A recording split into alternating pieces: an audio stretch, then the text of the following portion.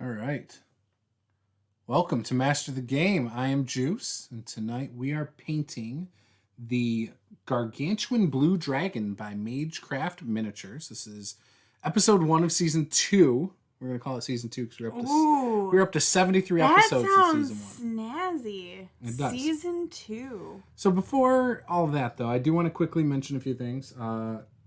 The other day, I did an interview with Andy Schiller, the owner and founder of Drakenstone. They make tiles like 2.5D wall, which is the low profile walls with magnets in them. They snap together.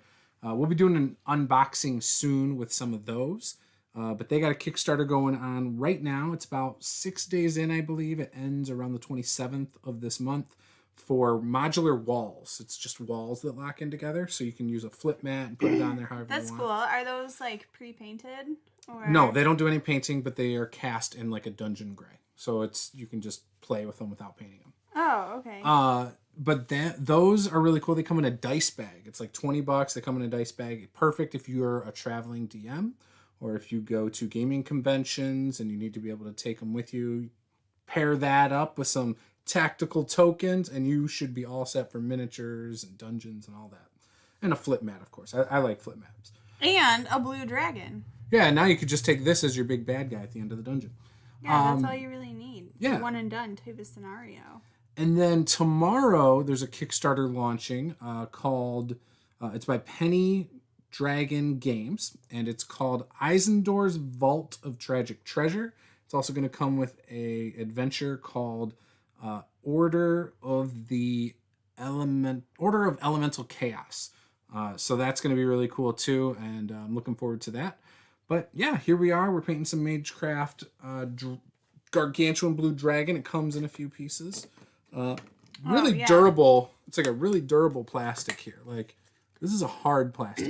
I could drop that. I have to say, out of all the miniatures that we've painted, I don't think I've ever been like had them be like so pointy. They're so pointy. Like, they're so sharp. I don't know. Yeah. Usually they're not that, Oh, I don't know. Just not that bad. Maybe on the head on that one. No, I mean, I actually feel like it's kind of a good thing because sometimes some of the points on things look a little blunt. Oh, I gotcha. Not with this, you guys. Not with this. It's a weapon. Someone breaks into your house, you grab this off your shelf and spear them. Well, I don't know about that because, like, you don't want to damage your dragon. They might steal it if they're breaking into your house. You want to use it then. Yeah, I don't think I'm breaking into my house to steal this. Are you sure? I mean, I don't know. We have thousands of people who subscribe to this channel. It depends on how good it looks. Thousands. When it's done. Thousands of people. I don't know. I should have primed this before we started. I told you that the other day. I thought you were going to do it at your parents' last weekend. That's what we had said like a month ago. Why didn't we do that? I don't know. Why didn't you bring it? I don't know. You Sounds brought movies instead. Sounds like my secretary was not organized. Secretary. You do not want me as a secretary. I'm aware. Anyways. So yeah, normally we do some miniature painting and we work on a random table. Yeah, what are we going to talk about today? I have not put any table? Well, I haven't put any thought into a random table.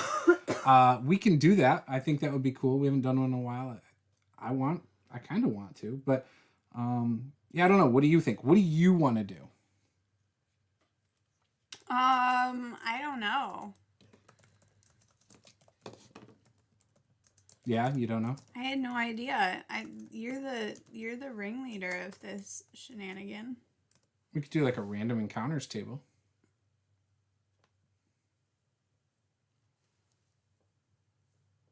I don't know. What do you think? Do you have a theme for those random encounters, though? Gargantuan Blue Dragon, Treasure Hoard, Dungeon Lair thing? I don't know. That would work really well, I think. Dragon Horde? Yeah, it could be like, I don't know. I don't know. We could do treasure. We could do things you would find in a dragon's lair.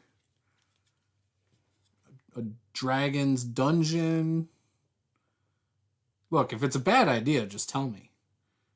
And we'll roll with something different. I mean, I don't have ideas, so. Why don't you have ideas? What's going on here? I don't know. I was just showing up to like paint something. You know? Mm-hmm. Well, that's all you have to do. You don't have to come up with any of the items on the table. We could do loot tables. Oh, like random? For specific creatures. Like, what would you find on a skeleton? Or what would you find on an orc boss? Or what would you find on a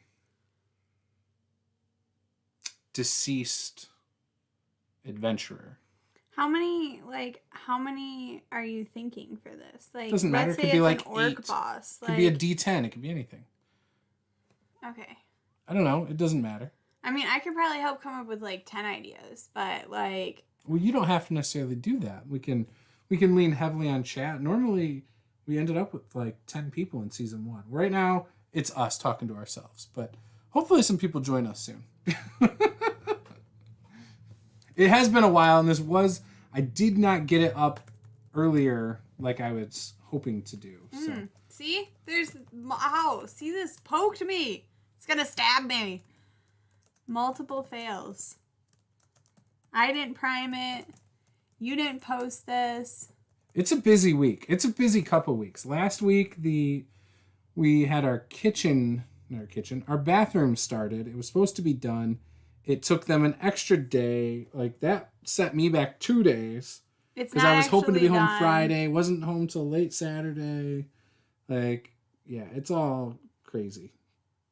Yeah, nothing's organized in our bathroom because we still don't have a vanity. We don't have the tub hooked up. The entirety of my bathroom is on my kitchen island.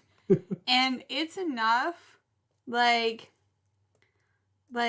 just small things out of place are enough to drive me insane. So yeah, she got mad of all the things. She's like, you have dirty socks on the counter right It's here. on the kitchen counter. Which is funny. They're on the kitchen counter. I literally set them there because I was taking them to put in the dirty clothes. But like they were, so I said something about them because they were on the living room floor, and so you no, those set aren't the them ones from the floor. I already took care of on those. the kitchen counter. No, those. How many pairs of dirty socks can you reasonably have? Paula, the dirty socks you talked about in the living room was 2 days ago. Many pairs? That was Monday. No. Yes, it was. There were some today.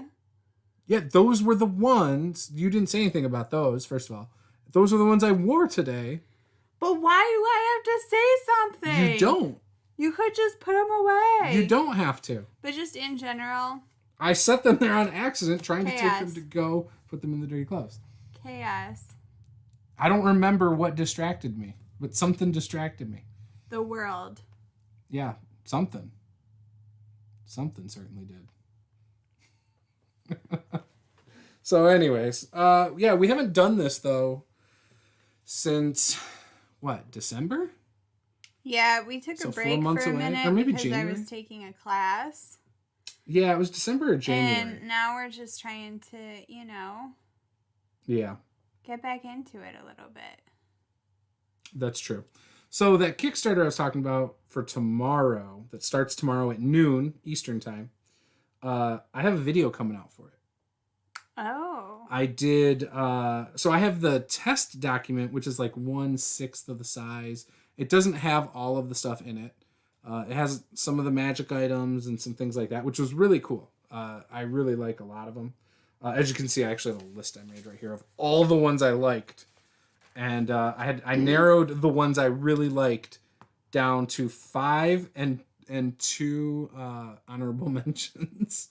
And then I still had to mention like other sections. Like I was really excited they have like a bunch of different hats in there that were kind of cool. Yeah, okay, so that sounds cool. Yeah, they had a lot of cool hats. And the one hat I think I told you about that is in my video. I don't want to go into detail on that, but tomorrow It's a 10-minute video, a little over 10 minutes, I think. It's worth it. The magic items in that one book are cool. And so, like, the first chapter and second chapter, I don't think were in the playtest. And that's where you're going to get, like, a bunch of lore of this book. So, like, it's a magical vault. Well, who runs the vault? What, you know, all this stuff, like the backstory behind the vault, the person, things like that. So you can work it into your games. There's, like, a bunch of adventures that are going to be in it. And then, obviously, all the different types of magic items. So they're really cool. They have magic items that level with you, all that good stuff. And then the adventure book that comes with it, the Order of Elemental Cast, I don't know a lot about that. Like, I'm really anxious, but I do know some of the magic items play into that adventure a little bit. Okay. And it sounds like maybe the lore of the magical vault and stuff might tie into that as well somehow. So anyways, I'm really looking forward to that. I think it's going to be really cool. And then also you get the Maga holding, which I did a video on that the other day too. Yeah, that did look cool. 110 pages or something. It's awesome though. 10 high quality articles. So yeah, we got a lot going on though. We've got our Call of Cthulhu game tomorrow. We're supposed to play Pathfinder Friday. Bill thinks he'll be available, so we should be able to play that. Last time I think we canceled it because Bill couldn't make it and nobody wanted to play without him, so we shelved it for a couple weeks. And then Saturday we're supposed to play the Blackrock game. Mm-hmm. So, and that's cool because I'm actually thinking about using a couple of these magic items. Yeah, you said that. I might put them in the dungeon. I mean, you guys have missed a few magic items already, so... and there's no way to go back now because the bridges and like all that stuff collapsed behind you, remember? Well, wait, we might find a way. Okay. But yeah, so it's going to get interesting. I think you guys are about halfway done almost. Are we really? Mm-hmm. Yeah, in the Blackrock game. So, we're doing a published... My friend DMG Info has a module called Under the Tavern. It's a system, like, agnostic, I guess, module. Like, it doesn't mention any stat blocks or anything. For instance, if it has a trap, it'll say it's a hard difficulty, an easy difficulty. It doesn't give any numbers or anything like that. So you can cater it towards your system. When you find certain items, it'll tell you... Like, you find 3 mundane items, but no rope. Like, it might say explicitly what it can't be, right? For whatever reason. But then at other points, it might say you find 50 foot of rope, you know? So it's kind of cool. Or it'll say you find, you know, a weapon. And then you have to go and decide what kind of weapon it is. But it's easy. It's got good descriptors. I've liked it. Have you liked playing through it so far? Yeah, I mean, I think it's been, like, it's really, I don't mean this in, like, a bad way. I mean this in a good way, but, like, it's really unique. Where it's a lot different than a lot of the other dungeons I've played, which is nice. Mm-hmm. Because it's, like, sometimes you feel like once you've played in one, like, you kind of like, oh, it's probably going to go this way. You know? Right. But I don't feel that way. Mm-hmm. Like, I'm not really sure what's going to happen next. There's no, when you look at it like from a player standpoint, I don't think there's we should go this way no matter what kind of thing. Like, it's all there's just no obvious answers. Yeah, it's not random, but like you're like, well, there's 3 different doors on this hallway. Which I should just go to the first one, or you know, maybe the first one's the middle one. You know, it's like, should I go left or right? And there's a chance when you do those that if you go right, you might not ever get a chance to go back to the other rooms, you know? Yeah, so, I know. That's the kind of the sad part, though, because you're a completionist. Yeah, and you keep telling me we missed treasure. Nah. It's probably something cool. I told you what you missed. My character wants. I told you one thing you missed that I put in there. And it wasn't for you. I mean, you could use it. But it was intended for the person who said they wanted it, like, back in session 2. And now, I don't think it's actually possible. get it anymore. Mm-hmm. Yup. What was it? A Warhammer. Magical. Oh. And I make cool magical items when I put them in there. Well, and it was funny, too, because you're like, you never... Like, just the other day, we were talking. You're like, you never give out magical items. And I was like, bull crap. I put magical items all the time in my games. Not my fault you don't always find it. Lies. It's not a lie. The thing I suck at doing as a DM, I do suck at giving gold. I will admit that. But I do not suck at giving out magic items. You guys have magic items right now. All the stuff you got off the halfling in like session 1 or 2 and the barbarian. I don't think I have anything that's magical. You guys went in that dungeon. There was a sword down there that Nicole's character has now. Yeah, I don't think There's I been a have couple anything rings. magical. I think that's why. Probably. You chose... Typically, I never... You took the mundane crown. Oh, yeah. But it was cool. That's the sweetest and the thing, tapestry as a cape. Yep, that's the cool... Yeah, except it's too large for a cape. Yes. Apparently, but... Doesn't matter. I'll find a use for it. It's like a giant rug. You know what I need? What? A potion of giant size so that I can use the sigil banner as a cape. No. That's that's the first thing I would do. That's what you would do? You'd be like, That's I'm going to drink this potion just so I can wear this as a cape now. Potion of giant size. And I would pull out the sigil banner and I would wrap it around myself as a cape. And I would try and, like, intimidate them that first round as I did that. That'd be my first action. That probably would be. Because my intimidate's probably super awesome. Either that or it totally sucks. But it's awesome in my character's head, so it doesn't matter.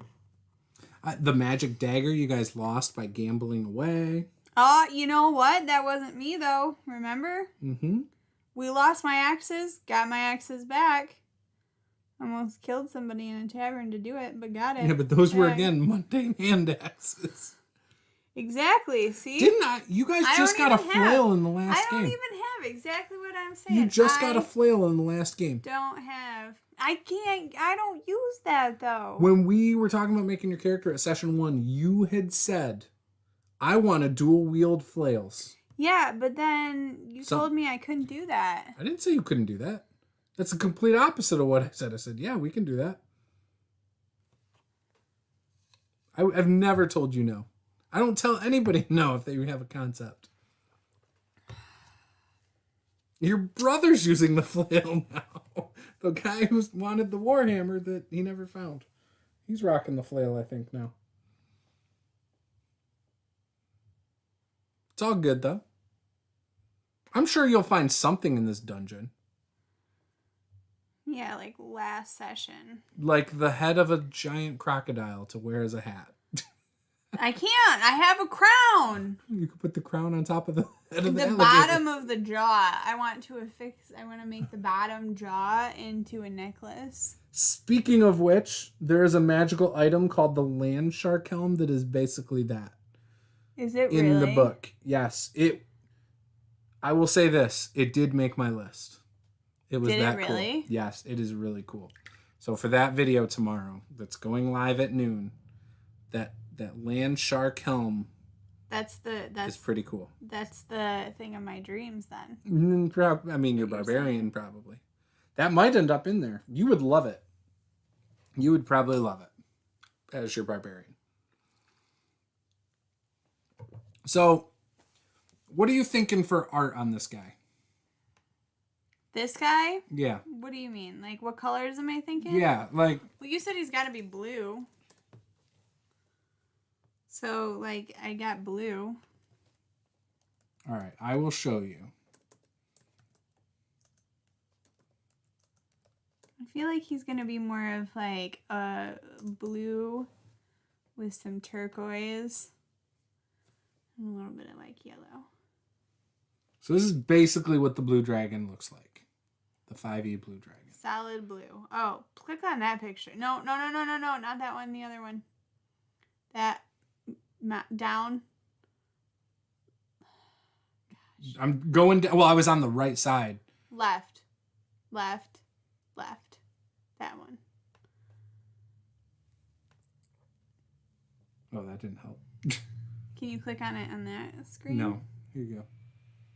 Why? Do you like the shading in the yellow? I don't like that. I like the spots. I don't particularly love it, but it's more interesting than the rest of them that are just blue.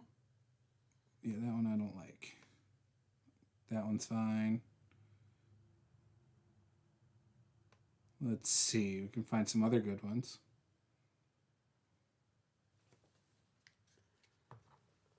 I want something with like blue and turquoise. Oh, I don't want turquoise. Blue and purple. You gotta have another color in there. If it's just blue, it's not gonna look cool or dynamic. It's just gonna be. It is. You what can it is. do blue and then like a real animal that's blue. We'll just say like a lizard isn't just straight blue. It's got gradients of shades and stuff in it. Yeah, but not the same right blue. But you want this to be a bright dragon no matter what. That's kind of what you're getting at. No, it doesn't have to be bright. I could make it a little bit darker. Let's see what they got on their website.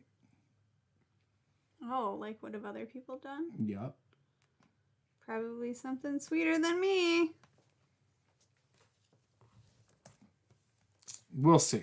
How long do you think it's going to take me to paint this?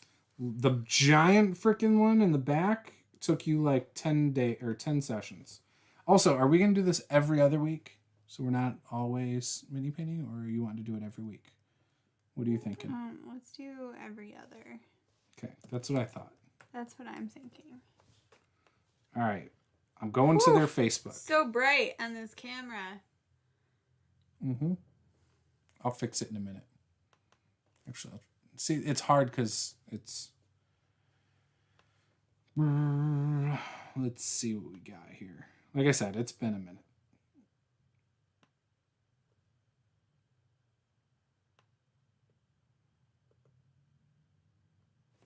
There, that might help.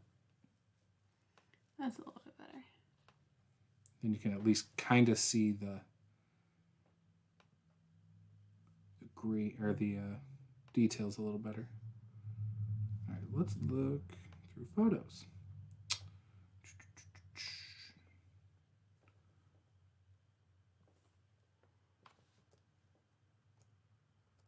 All right.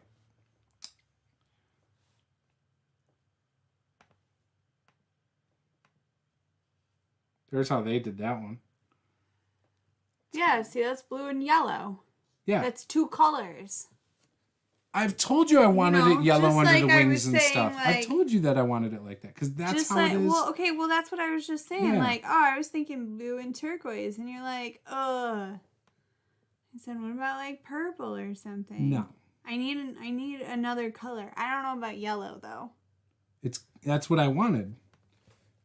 Because all of them, like, that's how it is. And I think that looks best. Anyway, I've seen people do things different, and I don't tend to like it.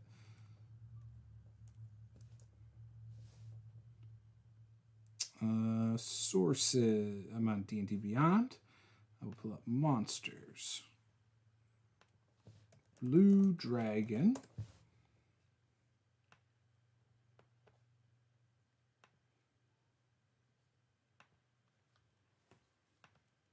Yeah, like that's yellow, even on the actual picture of the blue dragon. Right there. That's what the other one was, and you were like, I don't like that. I don't like these spots, these black, like, ugly spots. Trying to make it look like an animal. Yeah, I don't like that, though. I just don't like the spots. That's all I don't like on this thing. Everything else is good. And then I would probably do the horns as bone color, rather than the same color yellow that they kind of did everywhere else. You know? But yeah, other than that, I'm good.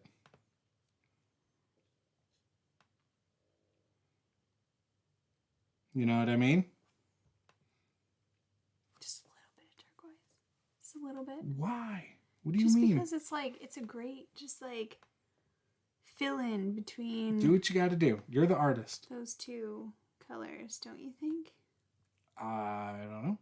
I'm going to trust you to do what you want, but... Don't mess it up. Look at that. That's cool. Yeah. Like, I mean, it is cool. I'm not saying it's not cool. It's just not colorful enough for you. It's just, There's no shimmer. Yeah, There's no shimmer. Where's the shimmer? It's a blue dragon who's going to eat you. I mean, I guess if you wanted to do like a purple wash to get in the middle. Actually, this one kind of has some I guess that's blue.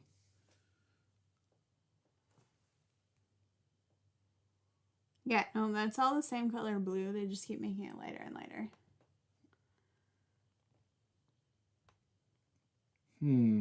Yeah, I don't know. I mean, it's a lightning.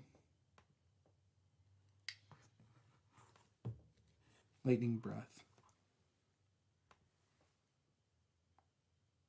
What does that have anything to do with what color it is? When I think of lightning, I think of purple for some reason. I don't know why. You don't? Oh, they painted theirs black. That's interesting. Looks like a stone statue. Kind of does. Oh, the Tarrasque is cool.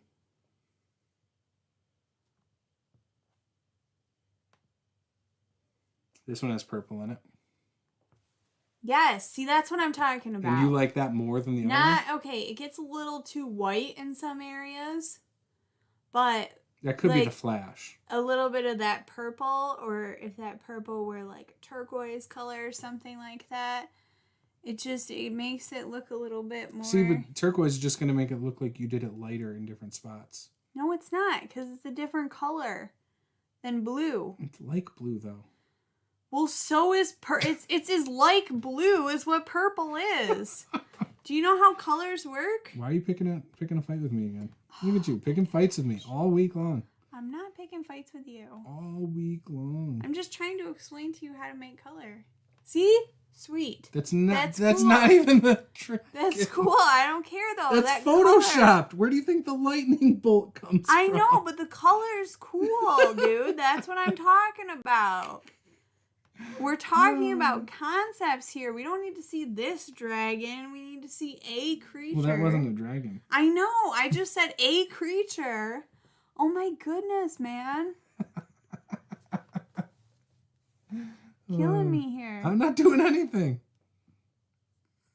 Not doing anything. Killing me, Smalls. All right. I think we're going to work on the table. Okay. I think it should be like, you know, maybe like something cool about like things you find in an alchemy lab or... Oh, that'd be hard though for me. Things you'd find in an alchemy lab. Or, you know. Maybe a crazy magician's treasure or something like that. You know, I got an idea. That's a classic. The Crazy Mage. It's that weird guy out in the tower. He's the one that poisoned everybody in the city. And then you go out there. Sure as shit.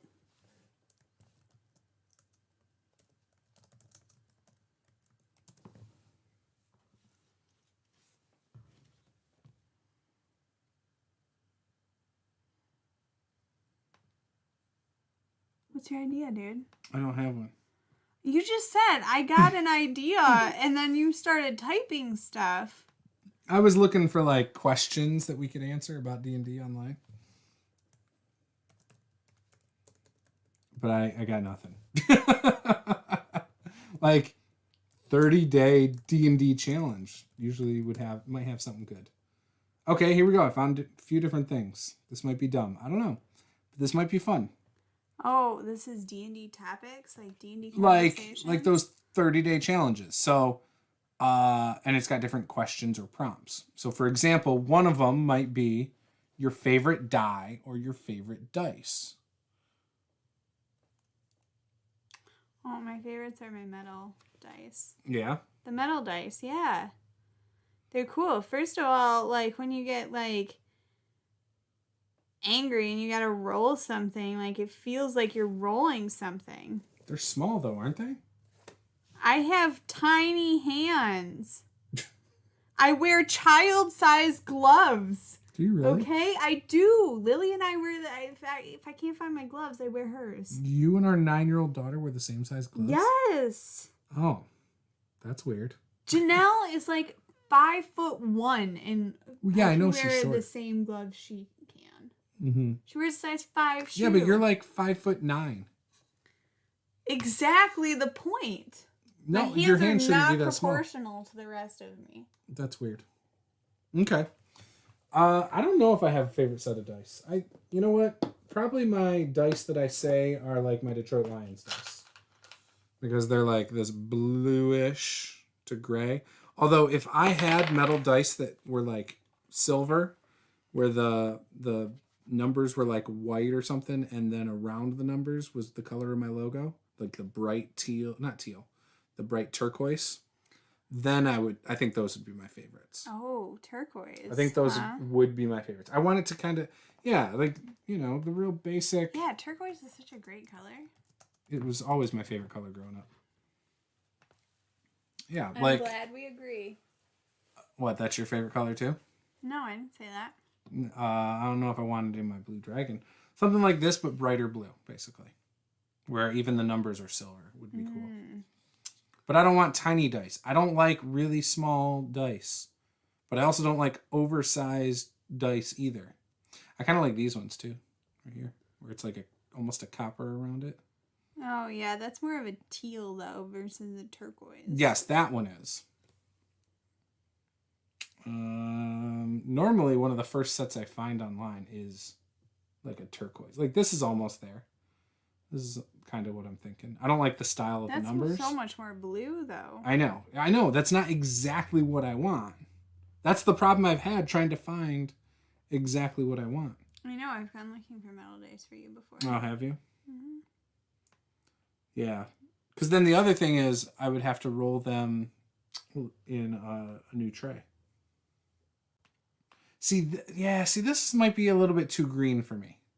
I know that's more the turquoise. But that might be a little too green for me. I do think maybe it is the more blue. But I wish there was something more in between, too. See, I'm so hard. But yeah, so anyways, it's these dice, though, otherwise. I thought you were so easy to buy presents for. I am easy to buy presents for. I am hard to buy dice for. Although, I would love any of the dice, because I am a dice goblin. Okay. So what is your favorite die? Not necessarily like the style, but what sided die? Okay. Don't get me going on this one. 12. Okay. 12. Wow. You never get to freaking roll it, though. Barbarians do if they use great axes in 5e. But I don't. Well, you could do that moving forward. I agree. D12s are my favorite as well. What's your least favorite? D4? I mean, first of all, let's all agree they're stupid to roll. Yeah, that's why you need to get like either a D8 or a D12 where it repeats 1 through 4. Everyone needs to have that. That should just be mandatory. Right? I mean, I agree with that. But I'm actually going to go with a 10. That's your least favorite? Yeah. Really? It rolls well. Interesting. Yeah. I think there's like no spark there, you know? Spark. All right. Why? What's yours? A 4? It's easily a D4. It's a 4. If I had to choose a secondary die that I don't like, it's probably the D20. It's almost too round. I just wish the numbers were bigger. Yeah. I don't know. They're not that bad. Well, I have a Okay, I have can a we lot agree of, D4s with the number at the flat side is dumb and they should all be at the pointy side? absolutely. That looks way better. I think my problem is that I have a lot of dice that have lighter colors with lighter colored numbers. Mm-hmm. So they're hard to read. Gotcha. You know? Yeah. From far away. Okay. So that's my thought, I guess. Okay. I don't know, man. What is your favorite player character race?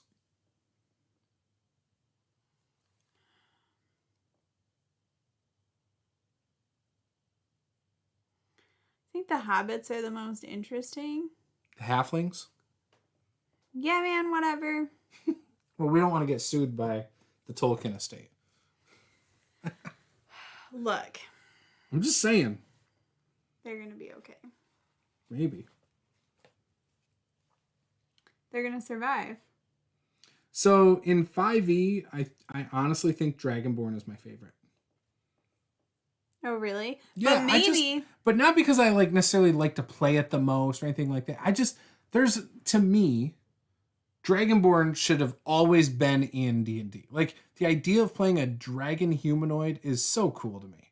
Like, just the idea of what it would look like, how intimidating it might be. Like, imagine a realistic Dragonborn dude in armor or a spellcasting Dragonborn walking in this damn room right now.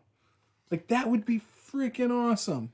I mean, it'd be kind of terrifying. Well, yeah, but it would be awesome.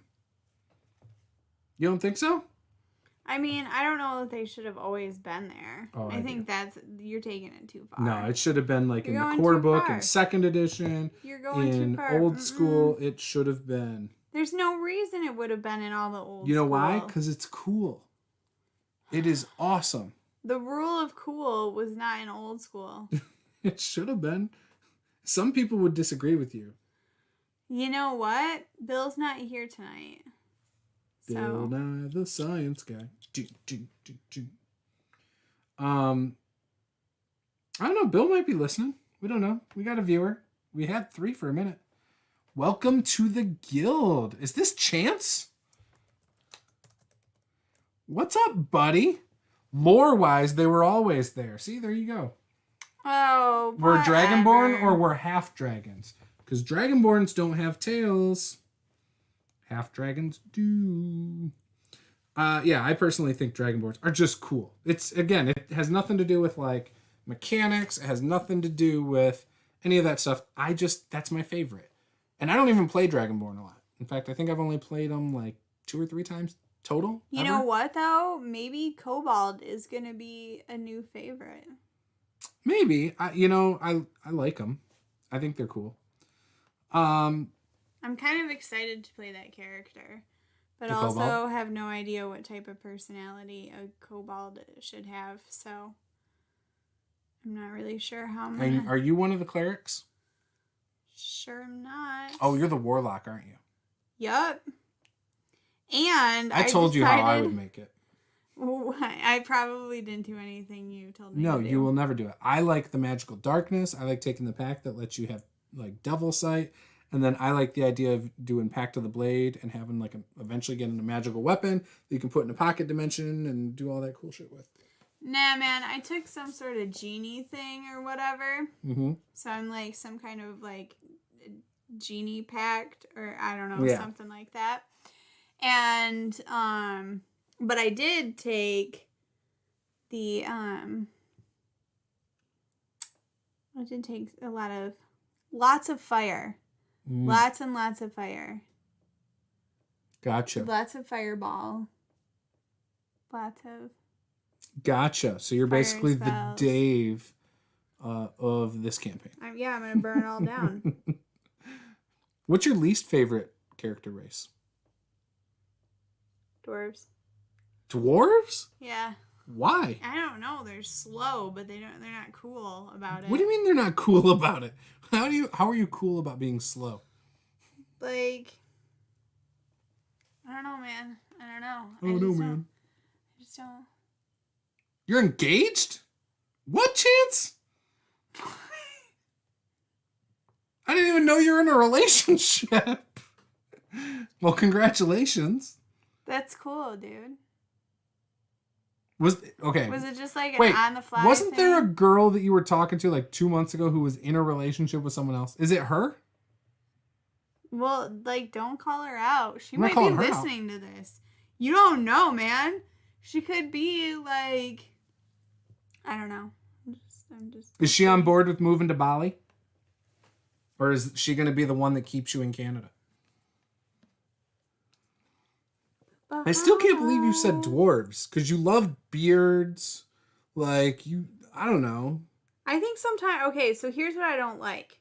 Okay, I'm going to be honest with you. Everybody plays them, I feel like, the same way. Like, they Scottish always drunks? are drunk. They always are stupid.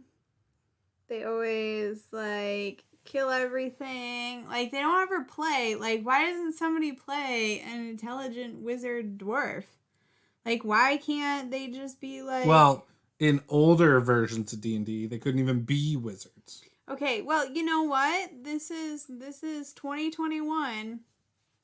Which is even better, because now they can wear armor and be wizards. Step up your game, yo. Yo.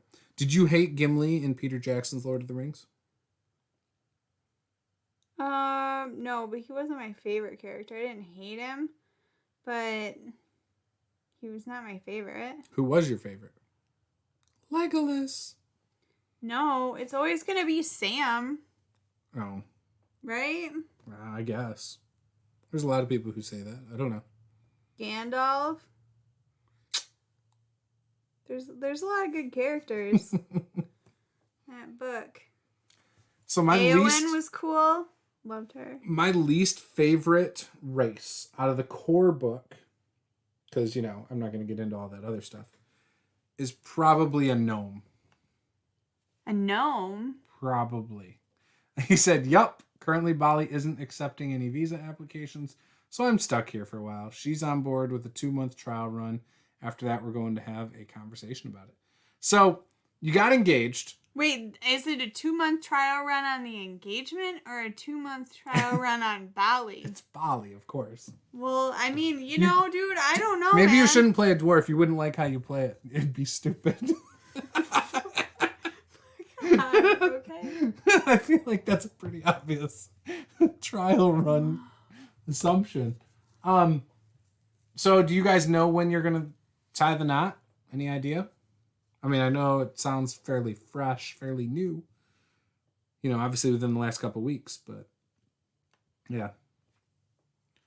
I have so many, like... questions? Yeah. Oh, we can talk. We can ask them about it. Anyways. It's fine. We can talk another time, like, not on Yeah, that's stream great. about So it. my least favorite race is probably the gnome. Oh, yeah, why? Because I like halflings. I don't think you need 2 small races that are pretty much the same. No, they're not the same. I know by mechanics there's things that make them not the same. But I don't see the point. Like, so here's the other thing, right? Like, in my opinion, and there's some game systems that kind of do this. D&D does not. Why couldn't a halfling and a gnome have a baby together? And you have a half halfling, half gnome. Like, that's one thing I don't like about 5e. I kind of wish they could What would that be mix. called? Like a half-ohm? Well, you would just call it a half gnome or a half ling. A half. Half of a half, so a quarterling. Half-ohm. You'd call it a quarterling. But yeah, I don't know. That's probably what I would do. Dwayne's here. Haha, I've made it. Well, I'm glad you made it, buddy. It's been a long time. We were just talking about this the other day. He was like, when are you guys doing mini painting? I haven't seen it lately. Maybe it's just not crossing my radar. Oh, yeah, no, we took a little hiatus. So Paula was getting a certification for her career, and due to studying with that and then real life being just wild and crazy. You make it sound so professional. She was studying for her career. It was professional. You did it on your own. in your own time did. with your own money, and it benefited your career and your current position, basically. Yes. I know. So yeah. So professional. It is Other professional. people talk about it. It is professional. And she's looking into more stuff like that, possibly over the next year. There's a couple races that have reduced movement, halflings, gnomes, kobolds, etc. Yeah, see, trial period is for Bali. Dwayne says, humans bug me a lot. Are we talking about real life here? I mean, he said you can call it a nobbit. Okay, that's like a great. That's a great option. I actually think that works. Why not? Why not call it a nobbit? You're writing it down, aren't you? I'm writing it down. Okay, we need to flesh out what that looks like. I probably won't ever do anything with that. So I've told you before, I'm working on my own little system. I've been screwing around. And in that, I want to be able to have half races of everything. Like anything can mix with another. Because this is something that's always bothered me. It always seemed dumb to me that you couldn't I agree, because you had half elves and nothing else. But my system doesn't. Why? But see, my system, if you choose a race, you don't just get, here's 7 things you get. Here's a table of things, similar to like how Fantasy Age and Dragon Age does it, right? There's a table of things. Now, they also give you some stuff you automatically get and stuff like that. I don't know how much of that I'm going to do. But still working on it. Oh, yeah. Yeah, I've got like 60 pages written, though. But yeah, so I don't know exactly. I just think rather than getting like 2 things from this, maybe you get 1 from this, 1 from that. Or you could choose 2 from one and none from the other. I liked the Dragon Age thing the other night where you rolled on the table. Yeah, me too. That was kind of cool. Mm-hmm. Yeah, I think it's awesome. I think that's good design by Green Ronin. So, but yeah, humans tend to bug me a little bit too. We met some cool humans tonight when we were picking something up. Yeah, that was cool. Yeah, I thought so. I got a giant cauldron. That part wasn't so cool. It's so cool though. It's gonna be so cool. I'm gonna plant flowers in it. Yeah, except you don't know where you want to put it. It's like 1,000 pounds. No, I know where I want to put it. You said you weren't going to carry it back there for me. You wanted to put it in our courtyard. I said that's fine. I just don't know why you'd want it in our courtyard. We can put it there. I'm going to put plants in it. Okay, but then you're going to make me move it every year so you can move all the furniture out there and junk because it's wintertime. That ain't happening like last year. No way. It like took up a quarter of the garage. We pulled everything in. We just need like covers for it. Something. That's all. Yeah, maybe. Chance says the wedding won't be for a while. I have a couple things to try out first. Gotcha. Okay. I've been busy too. I'll send you a photo on Facebook. Yeah, so I saw the photo. Congratulations on being a 2-time grandpa. Congrats. Cute picture. In 5e, if I had to dump either halflings or gnomes, I'd dump halflings. Dex is overused, and I'd like to have the game focus more on intelligence. Interesting. So, couldn't you combine them? I mean, couldn't you literally just combine them into one and just call them I don't know, a short race of some sort? Come up with a new name. A nobbit. Just call them nobbits. And then just be able to make 2 different types. Hold it. Is this a real cast iron cauldron? It is heavy. Yes. Oh, it for sure is. Well, it's rusted, but it's like it's dense. Up. It's heavy. I can't pick it up above my waist level by myself. Well, I probably could if I had a good grip underneath it, but I can't get a good grip underneath it. I have to grab the handle and then lift it, and so then it's just not working out. Oh man, I was brushing up on my history the other day. Have you heard about the dude who got crushed to death during the Salem witch trials? No, I have not studied up on that stuff. This sounds awesome. I want to hear about it. You mean like when they put the board over them with the rocks on top of it? I've heard of that as a means, but yeah. That I've heard of. I don't know, but tell us more because that sounds interesting. So, anyways. This is getting dark fast. Yeah, I'm going back to what I was doing. So, favorite class. I think it's going to be a sorcerer, if I had to guess. But what is your favorite class? I mean, I do like the sorcerers. I actually really like... I've always really liked... I do really like bards. You haven't even played a bard in 5e. When have you played a bard? Oh, I guess you did. You do, Vox. I've been playing her for My like bad. a year. I'm sorry. In a game I forgot. that you run. Mm-hmm. I'm so used to her just throwing cards, I just forgot. She does all sorts of cool things. She only played the piano once in that campaign.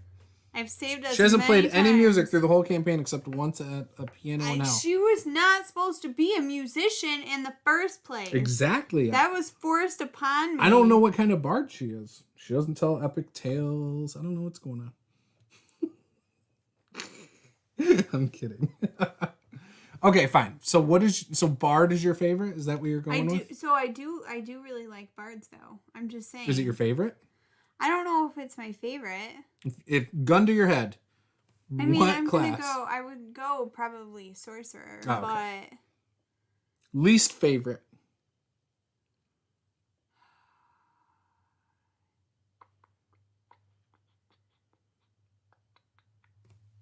I don't know.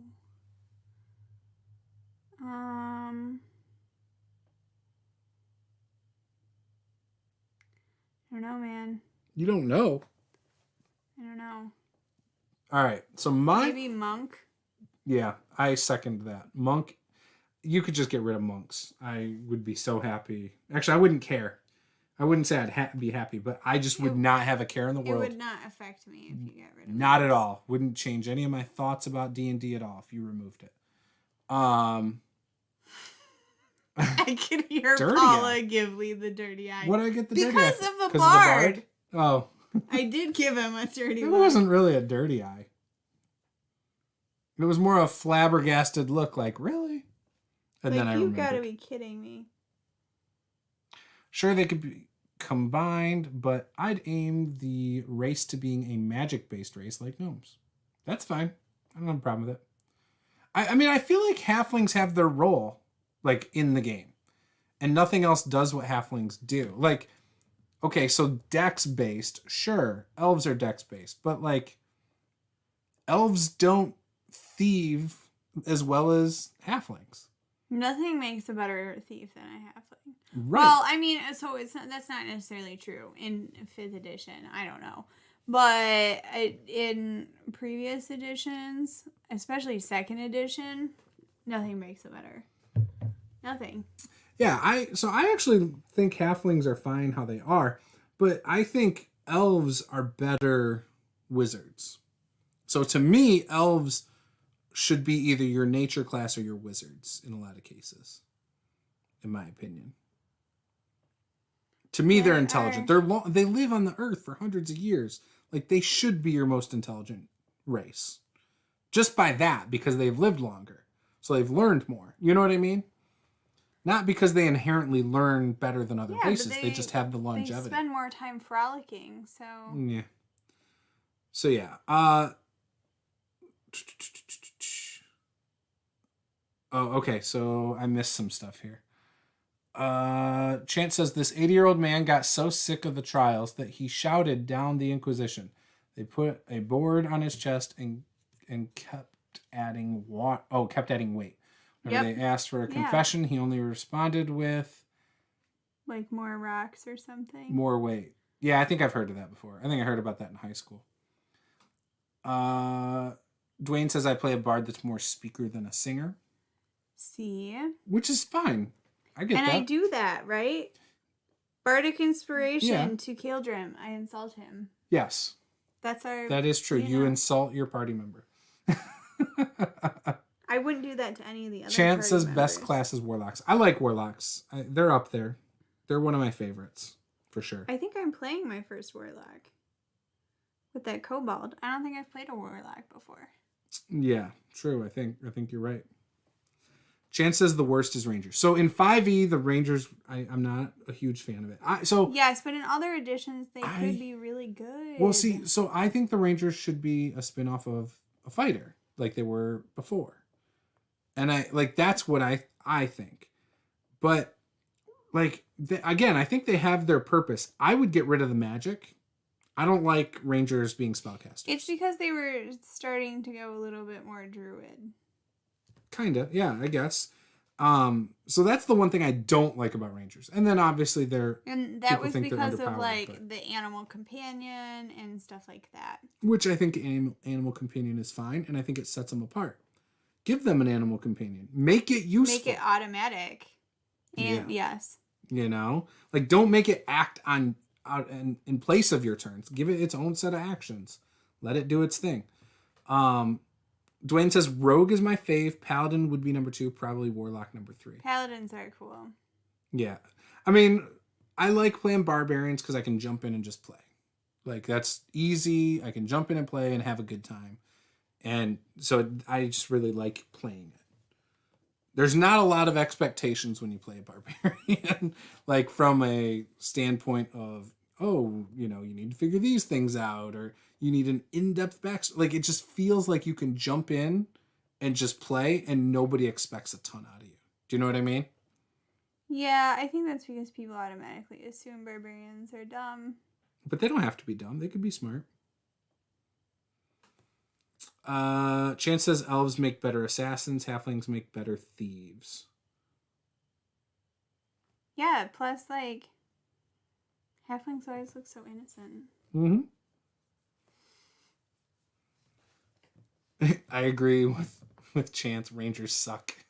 Byron says the 2 classes I like are Sorcerer and Rogue. I only started messing with the Rogue class recently. Interesting. Yeah, I have not dabbled much with Rogues. When I've played Rogues in 5e, I've reflavored them as Rangers. Because that's the effectiveness of them, to me, works well for the Ranger. And then you take one of the backgrounds that kind of lends itself to being a Ranger, like an Outlander or something. Interesting. Dwayne says all Rangers should have an animal companion as a class feature. Make the companion survivable. Make them level up with the Ranger. Yeah, so I would... That would be cool. So I would actually... I wouldn't do it for all of them, personally. I would probably have different types of Rangers. You know, I would have one that's meant to be more of a scout of some sort. I would have a Beastmaster. And maybe like a... I don't know. Like a trapper or hunter of some sort. Wouldn't that be the scout? Could be the scout. It could also be the Beastmaster. Like, people hunt with dogs and stuff. I guess I would just work that into all of them, honestly. But yeah, I don't know. Dwayne says all Rangers should... Oh yeah, I already read that. Chance deleted his comment, so I don't know what he said. Oh, scandalous. It was probably something about his wedding. Probably. Byron said, what D&D adventure do you think needs more attention and play than it has already gotten? So a pre-published adventure? You know, I don't know. I haven't played them all. I haven't read them all. So that's hard for me to say. I mean, Descent into Avernus has been a lot of fun to play. I really like that adventure. What do you think? Is there any... How about I respin this? Are there any of the modules I have in here that you really, really, really want to play that we haven't dabbled with yet? I don't know. Where Top left corner. Okay, so Waterdeep Dungeon of the Mad Mage. Sounds cool. It's a dungeon crawl. It's Storm like a mega King's dungeon. Thunder, Out of the Abyss. It's a bunch of giants. I don't know any Out of the of Abyss these. is the Underdark, dealing with demons and drow and stuff like that. Out of the Abyss was cool. I did play that a little bit with Brian from when we lived on the other Nobody state. talks about any of those. Not anymore. Not anymore. Out of the Abyss was a good one. So you would think, though, that new people who get into it would pick up those ones. They usually don't. They usually pick up, like, Curse of Strahd. See, that's the one I don't care about much. So, you know? I really want the Curse of Strahd coffin box set. But more as a collector than anything. Like, I don't have an urge to play or run Curse of Strahd at all. I don't have an urge to go out and get the Ravenloft book necessarily right now either, and that's coming out soon. It just doesn't. I don't know. I don't know why. I can't pinpoint. Maybe it's because everyone was so obsessed with it. Like that got so much love before it even came out. Like people were like, "Oh my gosh, I'm so excited," and it just maybe that put me off on it. I don't know. Chance says Rangers are meant to excel at the exploration pillar of play. Sadly, it rarely comes up in most games. Not to mention, there are several backgrounds that basically solve the exploration pillar. Yeah, the exploration pillar is definitely the weakest one. And I think a lot of that is because I don't think it's that fun to play out. You know what I mean? Like, resource management to me is not that much fun in Dungeons and Dragons. I don't know how to make it fun for me. You know, like it's the complete opposite. Like how, like in video games and stuff, I don't mind playing stuff like that up. Or like even in other games, I like the little nuances that have nothing to do with the actual action. Like in sports games, I like the behind the scenes, like dealing with the finances stuff and the accounting stuff. When it comes to tabletop RPGs, I like quick, faster paced games, and I don't want to deal with all that little stuff. Does that make sense? So for me, I don't know what would make that more interesting. But yeah, and then so yeah, honestly, I don't know if there's an adventure that I think needs more attention. Yeah, I don't have a good answer for that. I can tell you. I will tell you that Tomb of Annihilation has no suggestions on what to do first, what to do when, what level your character should be in relationship to what is happening in the adventure. Right. That I don't like. I think so. Unfortunately, I really liked Princes of the Apocalypse when that came out until I really started reading as you get to some of the other stuff. There's things after a couple levels I just don't like. But that's kind of like that. It's a little bit open. Like you can do things out of order, but like it but it doesn't even tell you at what chapter to do. Like, like you want your players to get to level 6 by the time you complete the second chapter or whatever it is. It tells you nothing. Gotcha. Yeah. So you really have no idea. So Dwayne says the adventures I'm enjoying the most custom. They'll draw fragments from published adventures here and there, but they're built around the PCs. So I personally really like running homebrew. I'm just starting to like modules more and more. But modules are not my first love. So this dragon is a Magecraft Miniatures dragon. If you want to check out their website, the link is in the description. It's a 3D printed dragon. They sell them on Etsy. I believe this one is normally $65 plus shipping. They have a size one step bigger that is, I think, $90, if I remember right. You can get it with the open or closed mouth. This one is open mouth. Open. Yeah. They also have a really cool Tiamat. They have some other ones that are really cool. So yeah, if I ever get a 3D printer, and this is the type of stuff I'd be printing. This is what happens when you don't do what you were supposed to do, and then you just end up priming it while you're on stream. It's okay because we're just having a fun conversation. So yeah, I agree. I prefer custom adventures. It's just more work sometimes.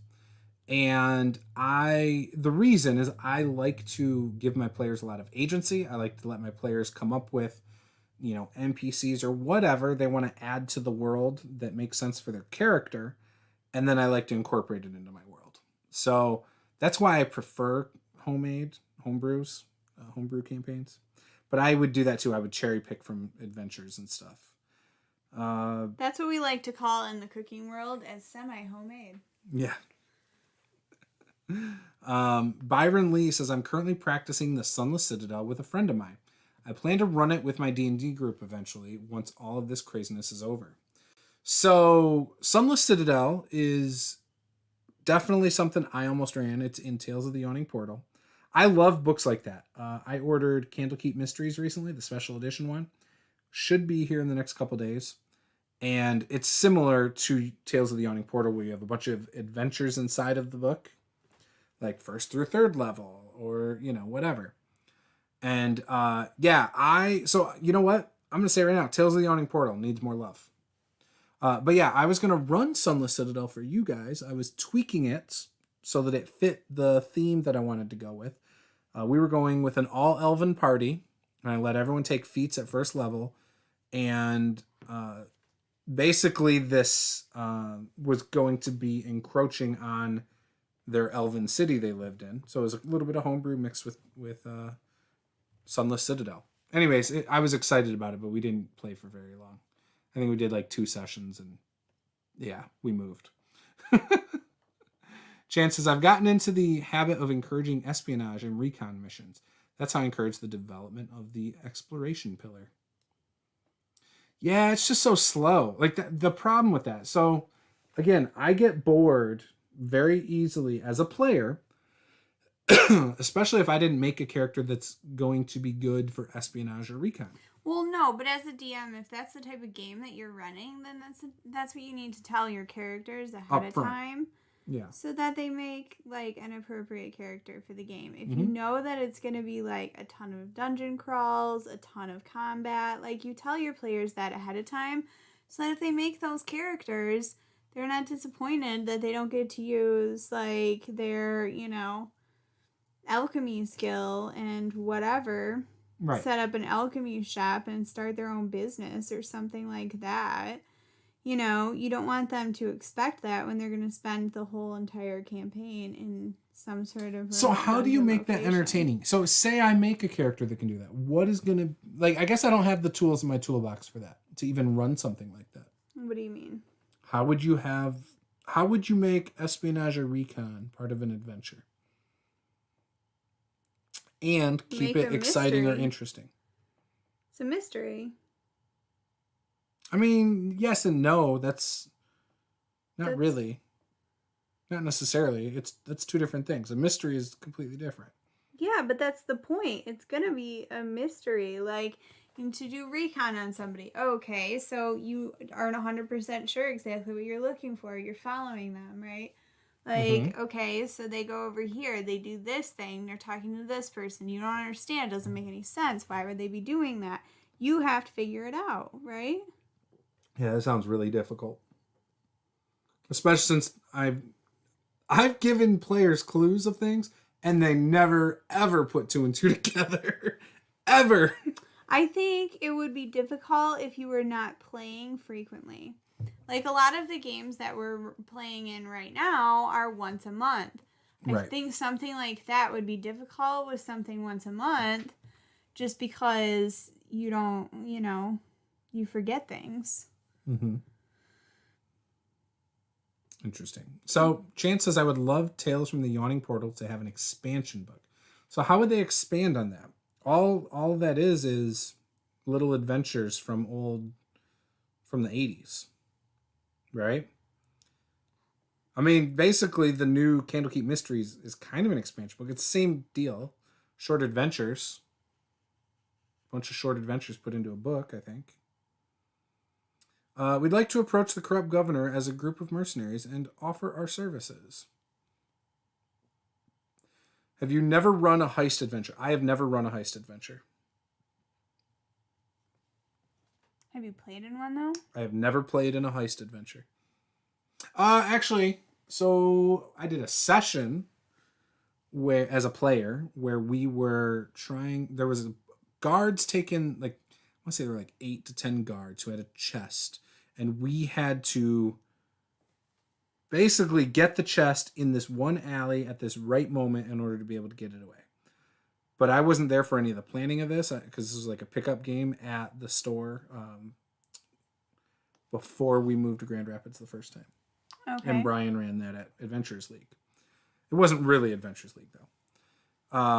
And it was in Baldur's Gate. And I remember we had a character create a diversion up front that stopped them underneath like this walkway over this alley.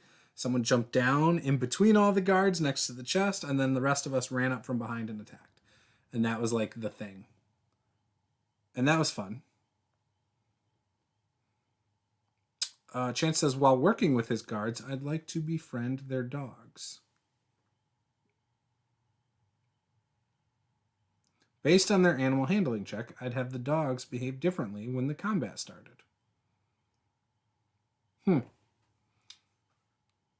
Yeah, I don't know. I've never done stuff like that, really. But I feel like I run things a little loose. If my players had an idea to do recon or whatever, I'd go along with it and just react accordingly. But I wouldn't, as a DM, prepare anything like, yeah, you guys are going on a heist, or you guys are going on this, or that. I don't know how I would set that up necessarily. I mean, obviously, yeah, you could have them do it for an NPC, but yeah, I don't know.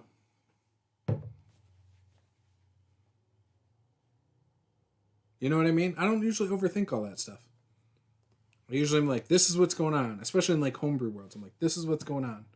What do you do? And let them figure it out, what they want to do. Yeah, I don't know.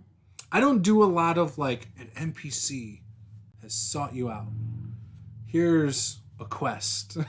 Or, you know, I need you to infiltrate the King's Guard and get all up close and get all the information you can, and then I need you to turn on him. Like, I don't know.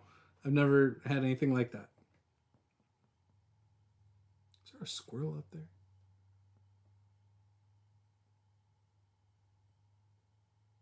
That's annoying. Those are crickets. It's not crickets up in the ceiling. Hear that knocking? No, I just hear crickets. Every once in a while you hear. No. Oh, I hear it. You're making things up. No, it sounds like those walnut things outside, but it sounds like it's against the drywall. I have not played or run Dragon Heist, but I do own the book.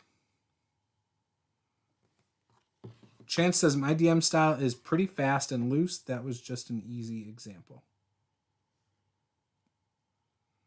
But yeah, no, I haven't even read Dragon Heist. I've skimmed it. I've been meaning to read it, but we got involved in other campaigns at that time. There are 6 basic types of quests.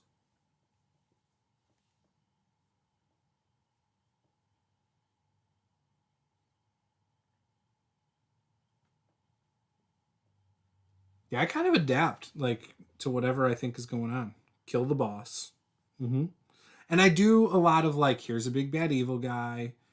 I like epic games, so I like Final Fantasy is a good example of the type of games I like to run, I guess. Like, haven't got to the point where I've run a campaign where it's been like world saving, but I would like to get to that point. You don't hear that.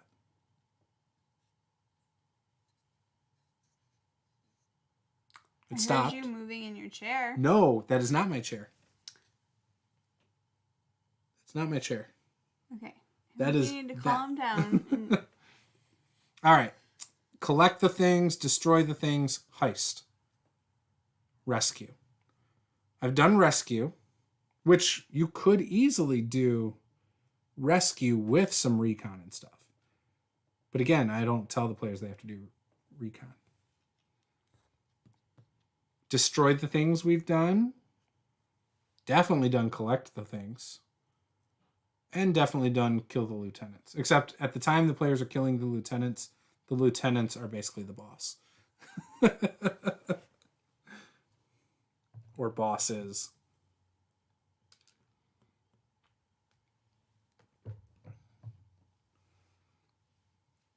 What about you? You ever run a heist?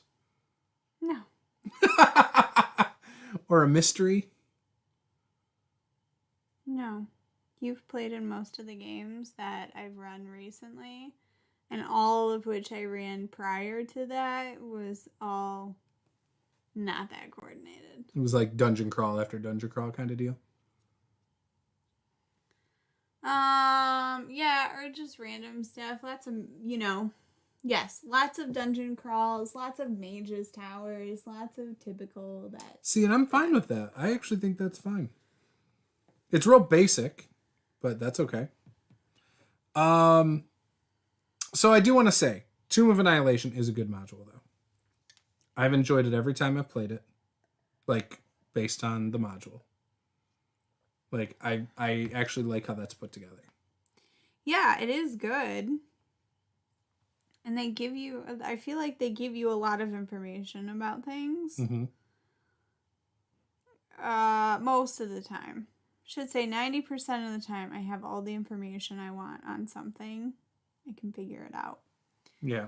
But yeah, my one pet peeve is that they just don't give any suggestions on what level you should be when.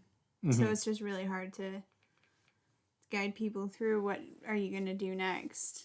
In some stuff, it's like, well, at the beginning, if you do this and this, you have access to this thing and it's going to kill you right away. So, yeah. So Tyranny of Dragons does have, early on in that campaign, when you go to the Raider camp, you are supposed to be more like covert, like reconnaissance. I've ran this multiple times and I've never had a group do that. Like we're supposed to break into the camp? So you're supposed to go the first... Spoilers, if any of you out there are interested in Tyranny of Dragons, Horde of the Dragon Queen, then turn this video off for like 10 minutes. So when you first go to the Raider camp, because of the sheer number of people there, that alone should make the players realize you don't run in and fight things. However, every time I've run it, people fight. Like, they do not try to sneak in, free the guy, and get out. Yeah, you did.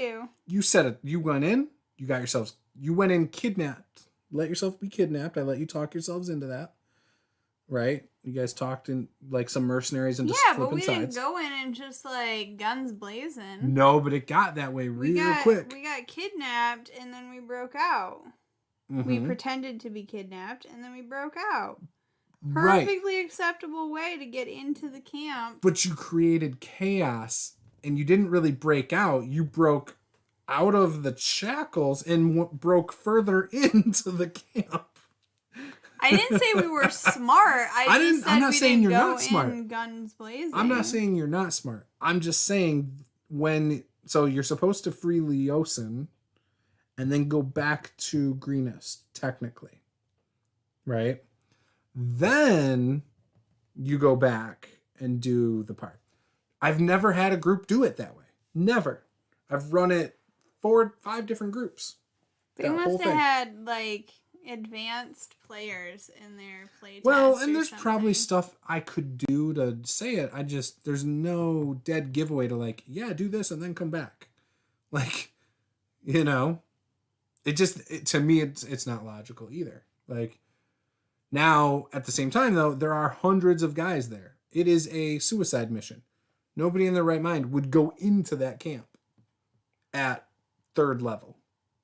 Well, that's why we or higher level. We were captured. And your higher level. We were captured.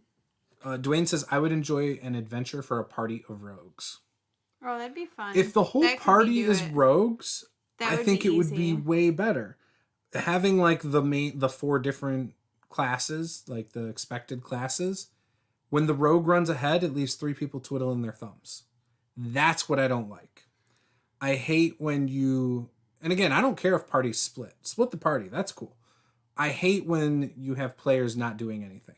Yeah, but that's for long periods of time. So here, it's on the rogue and how long they want to be scouting ahead. So they can take as much time as they want. Scout ahead, though. Everybody else could come with them because here's the thing that I'm gonna pull out, right?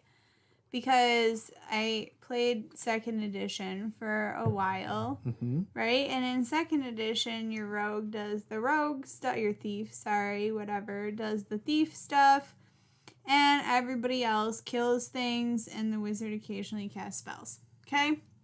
That's what everybody does, right?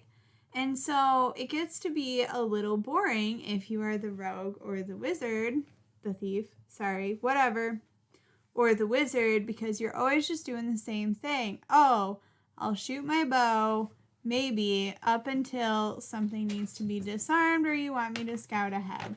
Like, you just do the same thing over and over again. So in their defense, like, if a recon mission comes up or something that's covert, for all the other fighter characters to be like, well, I don't want to do this because there's not much for me to do, shut your mouth, okay? Because the thief has built up all these skills that they didn't get to use yet, but you've been using all your skills the whole time. Shut your mouth, sit down, and just hold tight for a second while they get to do something cool with the character that they developed, because they never get to use these skills. Right. That's my... Get off my soapbox. No, you're fine. And that's my opinion on that. Yeah, I just want... Because I do think that the fighters get, like... The fighter characters, you know...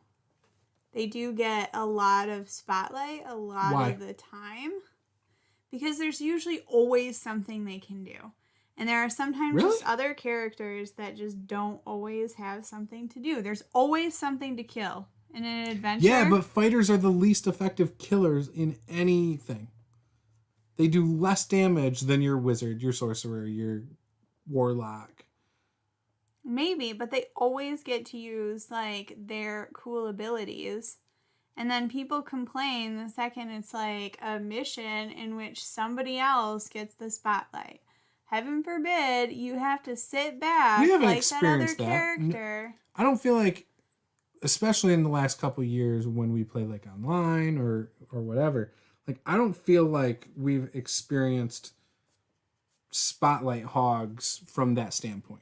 From like, or not necessarily spotlight hogs, but like, the fighter always has something to do, and me, the rogue over here, I never have anything to do. Like, I don't feel like we've experienced that. I've had a couple sessions where my character just, there's not really much for them to do. Because, so... Like, there's no obvious choice. Yes. Okay. You know, so you really gotta, like, think outside the box. And sometimes you just don't feel like it. So you're just like, you know what? I'm just gonna go with this cantrip. That's all I got left. So, Chance says, I find that's true for most classes. Fighters swing their swords, barbarians rage and smash. Dwayne says, one of the main reasons I like rogues is that there's always something to do. Chance says, power scaling affects classes differently. At low levels, martial classes dominate. I don't feel like they dominate, though. It's all situational. I don't think you can say that. That's a very broad general statement. Okay. Think of our games that we stream. Like, what martial classes have dominated? A paladin, right? Set into Avernus. Yeah, paladin. I frequently in that game am in a situation in which I'll just use my cantrip. That's it. That's all I got. I don't, like... What spells do you have? There are abilities that I have that I've hardly ever gotten to use. Maybe I've used them one time because we've been in a situation that I can even use them. Like you're talking for 5 minutes one or whatever? Yeah. I mean, but just like I didn't create a super combat heavy character. Mm-hmm. And so I just frequently find myself in situations, so that's part of the reason why I'm excited about the Cobalt. Well, which and it's still going to be a lot of combat because that's how the modules are designed. I know, but I love 5e is a combat game. I really like that character, but it's never gonna work. Mm-hmm. And you know, it doesn't matter how many times you save everybody, like nobody cares. You're never the hero. You're never the hero. You could save everybody every single fucking time. Why are you not the hero? That's between you and... never the hero, ever. How do you think Chance feels? He doesn't... His Warforged is never the hero, even though he saves you guys every time. He doesn't, though. He's got second level spell slots like a hog over there. No, I don't think he has that many, though. But you know what? In a situation in which everybody's tapped on resources, he had more than one. That's all that matters. Yes. That's all that Victor matters. Snyder's man. back, dude. We haven't seen you in ages, it feels like. Welcome, buddy. Chances at high levels, casters can literally warp reality. Yeah, casters are beasts at high level. Druid is, in my opinion, the best class under 5th level. Heck, that's probably the best up to like 7th level before it loses its grasp a little bit. Dwayne says, in combat, sneak attack time, social interaction, rogue has the skills. Exploration, it's the rogue's world. No matter what's happening, the rogue's able to contribute. Yeah, the rogue being That is true. being able to do expertise is pretty unbalancing. But again, like, if you play in a good group, they're going to share spotlight. They're going to give you opportunities to do things they know you can do. You know, they're not going to hog the spot. they gotta know that you can do those things. Right. But that could be player character knowledge. You can talk about it. Meta. You know what I mean? Yeah, I don't think Chance said, I did almost die from slipping into plants. True. Rogues are better rangers than the rangers. So first of all, you wouldn't have died because I was there. Chance said, because how many I'm times? the druid How many under times fifth did I level. resurrect Pike and Drew Can? I don't know. Because I was out of spells and I had already done it 7 times. That's the only reason you had to do it. So Victor said, Paula, your player character needs to hire some bards to sing about your deeds. I've been working crazy long hours. I've missed chatting with everyone. We missed you too, man. So your bard, who doesn't sing, needs to hire a bunch of bards to sing about your bardic deeds. Doesn't matter. That character's over. It's alive. So it's fine. It's alive. It's your backup character now.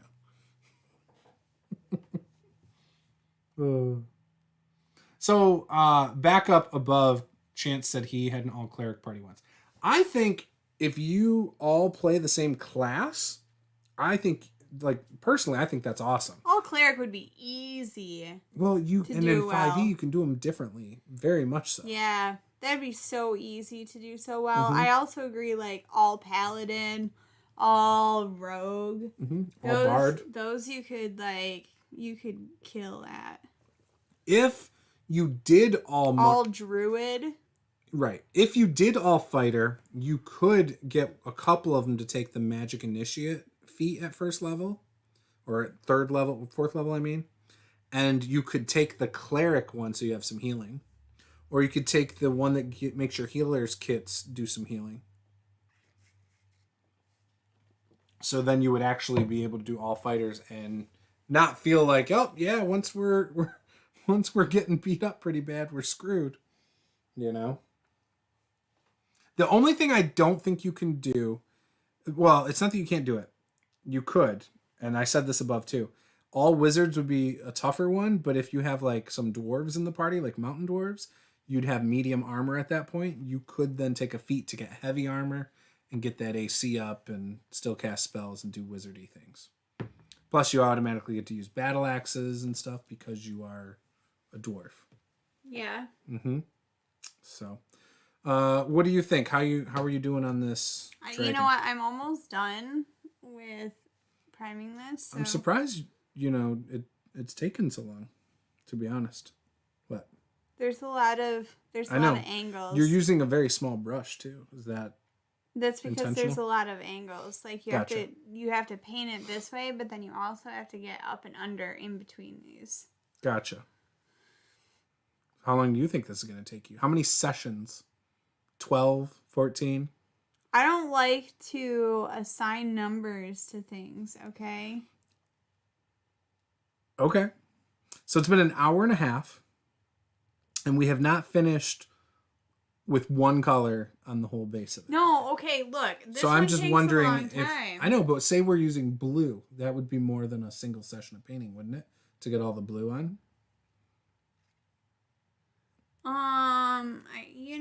Maybe. Just get like a first like. I'm not criticizing. I'm not being critical. I'm just trying to think about it. That's all. Yeah, Dwayne says Paula needs a fatter brush. Yeah, you need a juice size brush. Look, you guys. There you go. She's got it. She did it. It's a little bit fatter. It's not that much fatter. It's a lot bigger. It's like 3 times bigger than the other one, but it still could be bigger. Size matters. Is this the base coat? This is the base coat. This is the prime. No. Or yeah, no, sorry. This is the primer, priming. and then it's a blue dragon. Yeah. I was supposed to do this already, but like, I'm not good at homework. That's true. That is so true. If it's RPG related and she's not DMing the game, then she won't do the homework at all.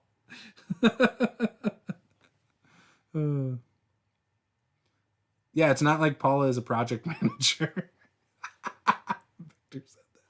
Look, okay, I depend on other people to quote these types of things for me.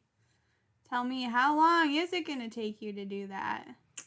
I would like to see you do it in 5 painting sessions. Total of 5? A total of 10 hours. This is the first one. Yep, I would like to see you do it in 10 hours. See, this is why I don't use crappy brushes. Now I got bristles stuck in my paint. I didn't say use a crappy brush. Nobody said use a crappy brush. We just said a fatter brush. Well, I only have like one good Oh, brush. now we're That's a talking. big Look at this brush. Show them. Show everybody. Show everyone how fat that brush is. Now she's got a fat brush. Watch this work well. You guys suck. This is working really well. We went over this when you it. painted the other dragon. You're like, I should have used the bigger brush the whole time. Well, you know what? Remind me next time with the blue. Okay? So Dwayne said, you're the artist. We're doing the armchair painting here. Chance said, just dunk the dragon in the paint. Chance said, Lee, get the woman a can of spray primer. Yeah, give me a spray airbrush. Victor says, why is the dragon sad? You said she or he is blue. I missed Victor jokes. Look at that horn, though. He's got that huge, massive horn on his head. It's massive.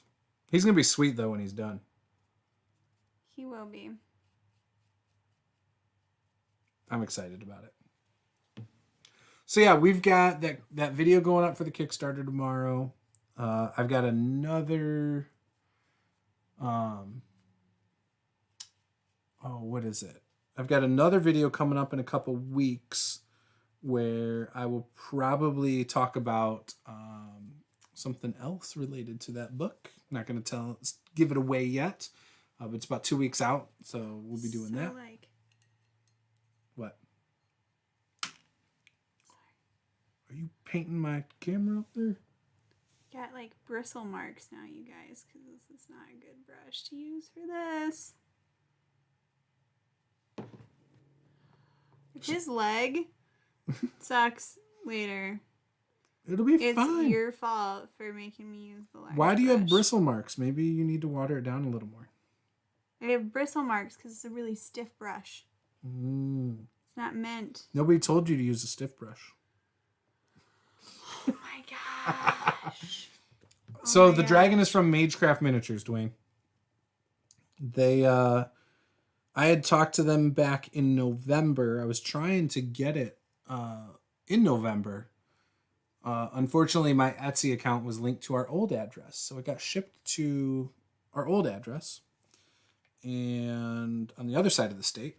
So then it got sent back to them, and then they reached out to me. So I didn't get it until like late January or February, I think.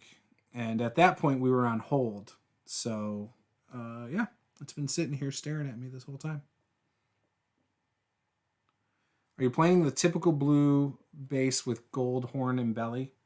So, yeah, I want a yellow. Great question. The answer is yes. Who asked that question? Dwayne did. Oh, Dwayne, you're so insightful. What?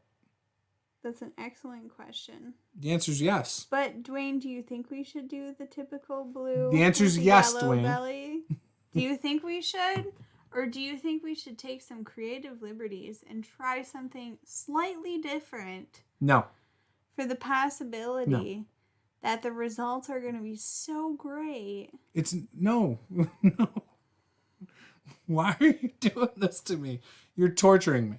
It's going to be... She likes to screw with me. going to be so great. Victor says the dragon come from a dragon egg. Paint needs to be wetter. You could pay WASD 20 to print one for you. I could. Possibly. I don't like asking people to do stuff for me, though. No, one day I'll have a 3D printer, I'm sure.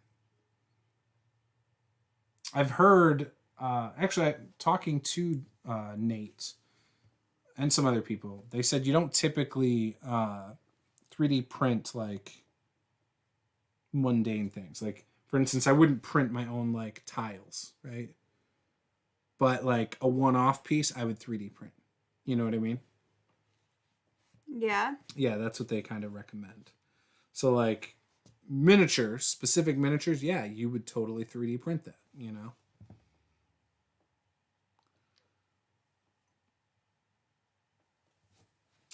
Nope, I hate that idea. What? Silver goes better with blue. Silver would not look good, though, on this. It would not work for me. Hey, Dwayne, quick question. How do you feel about turquoise? What, you want to do a turquoise belly? No. Where are you talking about putting turquoise? Turquoise and blue on the dragon. Where? So then you wouldn't do any yellow? It would literally just be turquoise and blue? No, then it's like a fade to yellow for the belly. I told you that's fine. What? Maybe a little bit gold in that yellow. You can use your gold shimmer. Like, whatever. You're going to use shimmer, I'm sure. Well, we know there's gonna be shimmer. The new 4D printer things before you even think about them. I knew you'd balk at reading that, Lee. Yeah. Like, look, I think blue and silver cars look good. You know, like the Skyline from Fast and Furious that Paul Walker used to own. Sick. Because blue and silver does look good together. But, when it comes to... He doesn't like extra creative things. He likes it to look like it looks in the book. I want it to look like how I envision it. Which is only the way it looks in the book. Right. Look, if I have a miniature for a cow, I don't want you to paint the cow pink. Like, cows aren't pink. It wouldn't be a cow to me. They have some pink in them. This is a blue dragon. So I want a blue dragon. Yes, but blue is such an ambiguous color. There's so many shades of blue, and so I'm going to use a shade of blue on the dragon, and then it's blue dragon. Oh my goodness. You guys stress me out. I'm telling you stress me out. It's going to look great. Mm-hmm. So we'll probably be on here for what, like another 10 minutes, you think? Yeah, I got this. I'm going quick now. I know you are. It's because you're using a bigger brush. You're welcome. No, I was just using a smaller brush. Mm-hmm. Mm-hmm. These garbage lines. What do you mean garbage lines? Okay, continue on.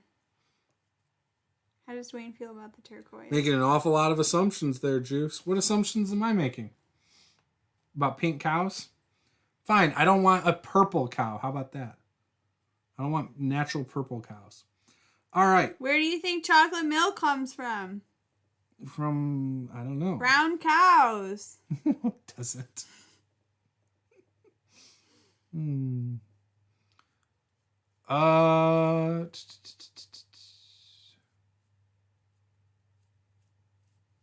Sorry, I'm going through these prompts. What is your favorite undead?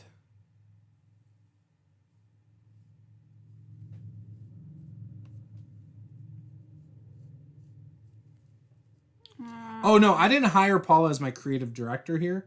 I hired her as my sweatshop labor. Well, let's get that right. No, see, the thing is that he perceives me as being hired as sweatshop labor when, in fact, I'm actually owner and CEO. He just doesn't want to believe Owner it and yet. CEO. Oh, that's hilarious.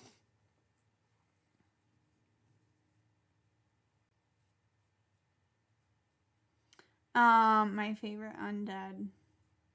You're so enthused about this What's one. your favorite undead? Zombies in 5e. I love the fact that even when you kill them, they have a chance to keep coming. You know, I'm going to say this and you're going to be like, oh, of course, but I have a very valid reason for it. And the reason is that I've never actually fought one. Yeah, you have. In D&D. In 5e, yes. I've used them on you. I haven't even explained what I'm talking about yet. Oh, I thought you were talking about the zombie. No. I thought you were replying to what I said. I didn't know you were on your part. I was skipping to my opinion. Gotcha. We're done with your opinion on zombies. Shadows are cool, Chance. I agree. Is a vampire. I've never fought a vampire in D&D ever. So can I Yes, you have. No, I haven't. Remember what you guys had to kill for Dustin's character to get his voice back? That was a nerfed vampire for sure. I mean, yes, but it was still a vampire. Yeah, it was. You can't. No, I want like a real vampire. That's like saying it had all the same abilities. Medusa, but it couldn't turn you to stone. But I didn't nerf any of the abilities. I just nerfed its stats. There's a difference. Whatever. And you had a cleric. A damage-dealing cleric. With his radiant damage and crap. Who's that? What? Who was playing cleric? Nate.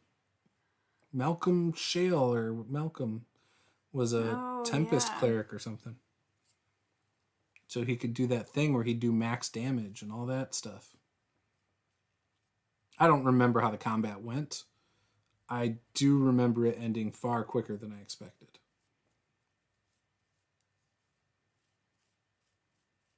I don't remember any of that. Victor says lawyers are the most dangerous undead. Dwayne, my favorite undead is a destroyed one. That's a valid point. Shadows are cool. Will-o-wisps aren't considered undead, are they? Mm-mm. Because those are cool too. Never had anybody use those either. Yeah, I played against one once.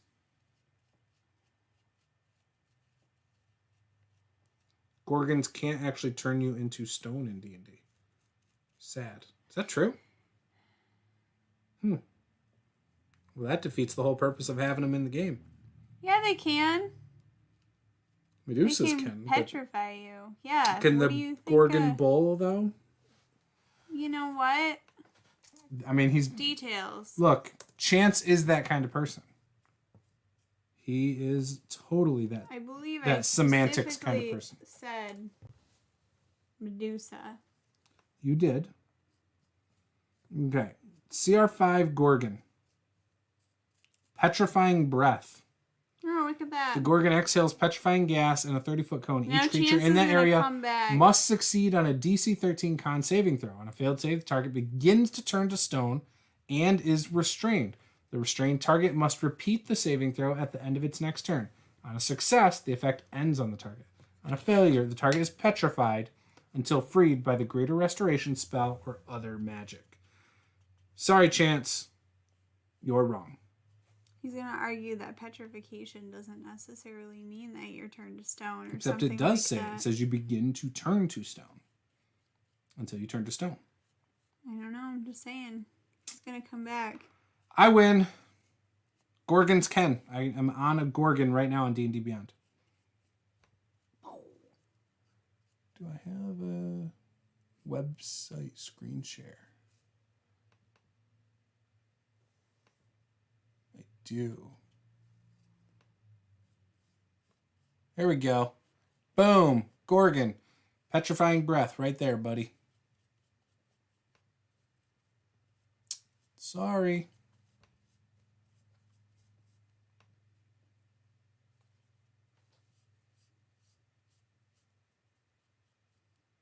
I just checked. He's like, let me check. It's right there on the screen for you for like 3 seconds. Petrifying breath, man. I just read it verbatim. They just got to make saves. It works the same way that the Medusa one does, I believe. Mm-hmm. Where you have to start making saves, and if you fail, you turn. Now you can be removed with the Greater Restoration spell, but that's always been the case, I think. Has it? There used to be like it wasn't Greater Restoration, it was something else I thought too. Oh, yeah, you can't trust what people say on the internet, man. He's like, weird. Mr. Rex let me down. Yeah, he was wrong. Dude, if you've learned nothing during COVID. Well, I don't know if he was wrong because I haven't seen it. What's on the internet?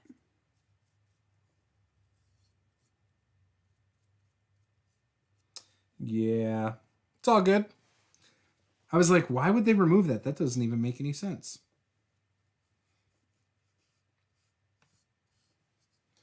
Yeah, I don't know. Oozes. Do you like to use oozes? Yeah, in your games? Use them alive. You know, I don't think I've ever used a gelatinous cube.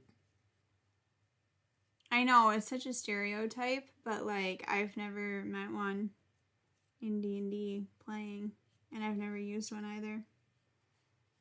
I feel like I need to make a bucket list of 5e, like of D&D monsters and stuff to use, and just start scratching off the list. Oh gosh, we should make like a bingo card for like your patrons or something like that. Of all the ones I've never used. Yeah, and like whoever is able to pinpoint the like time I used them in a session or something. No, it starts now, and they have to check things off their bingo card. And whoever gets a bingo first, I don't know. I don't get it. Wins a prize. How would they scratch it off the list? When we use it in a game? No, when they play in a game with it. Oh. Yeah, but how do you verify that they used it? You can't do that. It would have to be the opposite. They'd have to find like the times when we've used it and timestamp it in session 3. That's a scavenger hunt, though, not a bingo. Not really. It's a scavenger hunt. It's the same thing because like it's not a bucket list. It's the same difference. It's not a scavenger hunt because they don't have to go search it. I'm not sending them backwards. It would be in the future. When you have an open time slot in the future, you should do one shots with like bingo one shots, like specific monsters. Call them the D&D bingo one shots. Yeah, you should do a series of one shots. No. And like the boss is like some sort of like stereotypical D&D monster.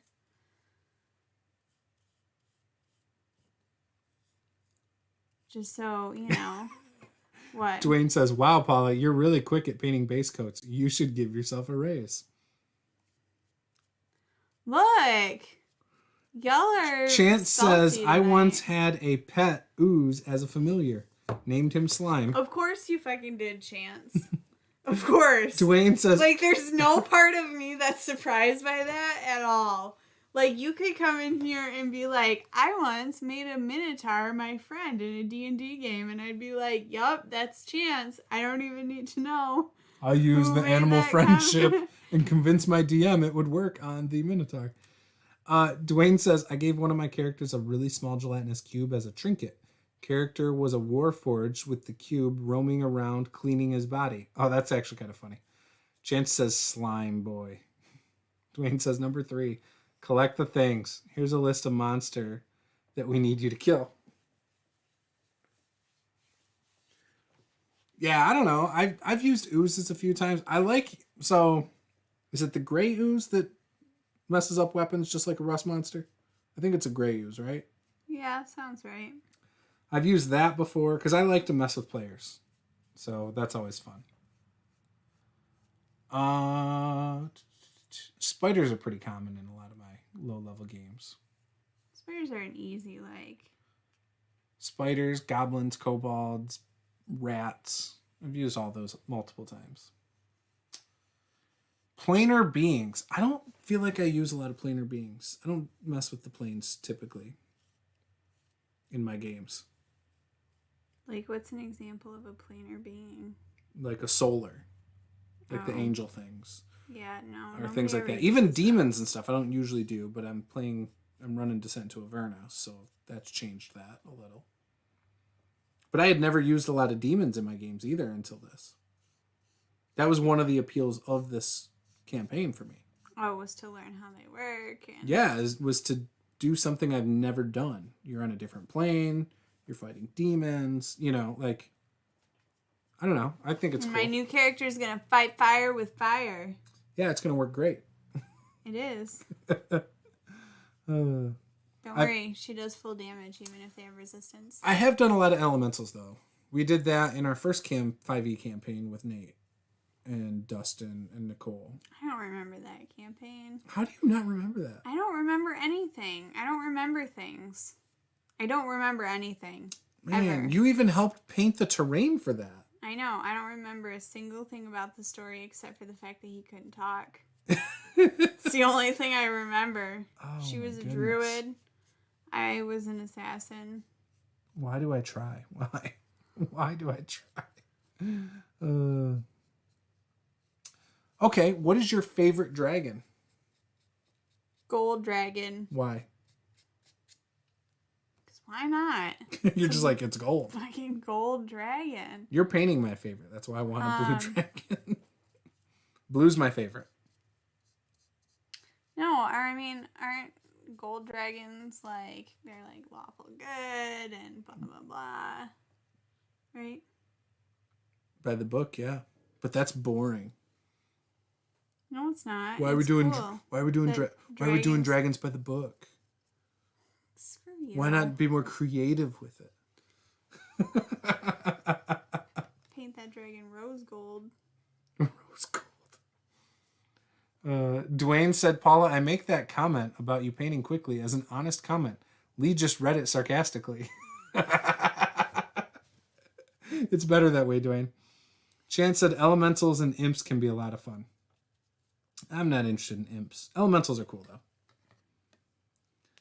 So, yeah, I'm almost done. It's only been an extra 20 minutes. Almost done. Yep. Fluffy the Griffin was literally looking at getting one of these dragons yesterday. What are the odds? Well, you need to get one. They are cool. The link is in the description if you're interested. I'm not sponsored or anything. I don't get a commission for it. Just, it's cool. It's an awesome dragon. Get the biggest one.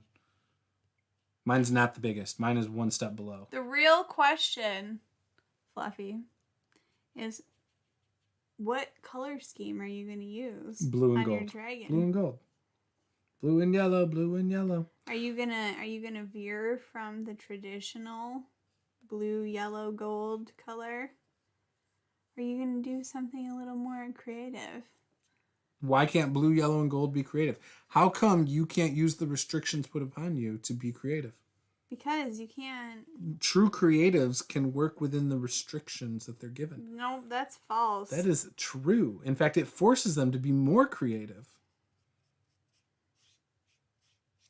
Mm-hmm. It doesn't, though. It does. Like, if somebody's like, oh, you should really do it in this color, I'm like, you know what color I don't want to use? That color. So Dwayne says, I like that Tasha's lets us use race as flavor rather than a needed stat base. Now you can play a barbarian that's an elf or an orc rogue without being penalized. I kind of like it too, personally.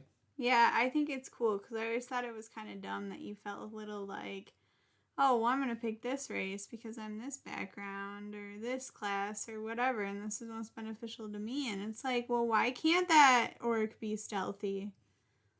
Like, why you got to stereotype I mean, they can. him? There's no reason you can't make your highest stat dex. And your skill selection is dex. Yeah, but I'm just saying, you know. And then pump your ASPs or ASIs, right? ASI, I don't know. Ability score adjustments, ASAs, I don't know. Whatever it is. Your ability score bumps to dex. Fluffy says, my fave is the blue dragon. I've been wanting an ancient worm blue for decades. I'm with you, 100%. That's my favorite as well. Victor said, lawful good can still lead to doing injustice. Well, of course. Like, come on, we know that. Dwayne says, Lee, will you be pinning the wings on with bits of paperclip or just glue? Yeah, I don't know how we're supposed to glue this on. I'm assuming super glue. I'm assuming that's what we're going to use. Yeah, they don't really snap in place. They're kind of cut. Yeah, they're just straight. flat. But actually looking at this, I think that it's, so you can see that when it's printed, the legs are like that. So you can't really tell because they use something good that's easily paintable. But there was like a glue line right here and right here. And I could tell because it was shiny. So there's one probably right here, probably one right here as well. It looked like it was super glue, but I couldn't tell. So, but it painted really well. So, just point of note. Fluffy says a couple decades, Yep. Dwayne says, I trust Paula to make it look amazing. A couple years ago, when I made a halfling barbarian, everyone looked at me like I had just shackled the party with the handicap. Except your armor class. If you do Dex and Con in 5e, you can get to 20 AC real quick without a shield. Real quick. My halfling barbarian was my favorite character still that I've played, I think. Build-wise. Not RP-wise, necessarily. Yeah. Fluffy says, I usually pin minis with paper clips and super glue. I don't like breaking my minis, especially mid-game. Interesting. Look up how to attach wings. This is a really hard plastic. I don't know how I would do paper clips to hold this in. Yeah, this is like... It's hard. Like, this is harder than my kids' toys. Yeah. Like, it's not breaking. I would have to get a drill out, I think, if I wanted to put something It's not like into the same stuff that, like, this miniature right here is made out of. Like, this soft I could plastic. move. And I could flex. I could push this if I wanted to. This is not going anywhere. This is a really durable plastic. Like, and this will poke you. Pokey pokes. I could probably take that horn on the head, cut somebody with that, and do some damage to people if I wanted to.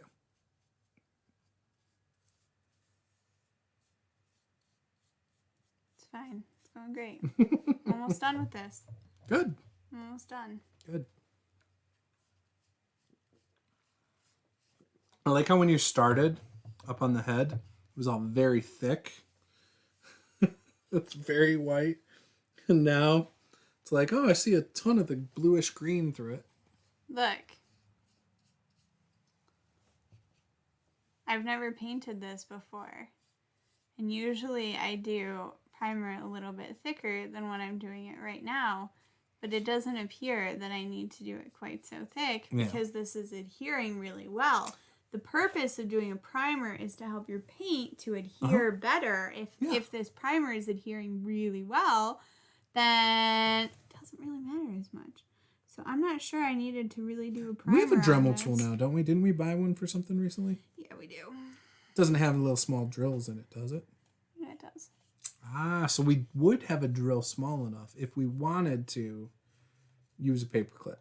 Oh, I don't know if it's that tiny, but we can get an attachment for it regardless. If we wanted to. So is that how Fluffy says it? Fluffy says I have a drill press for my Dremel, so not a big issue.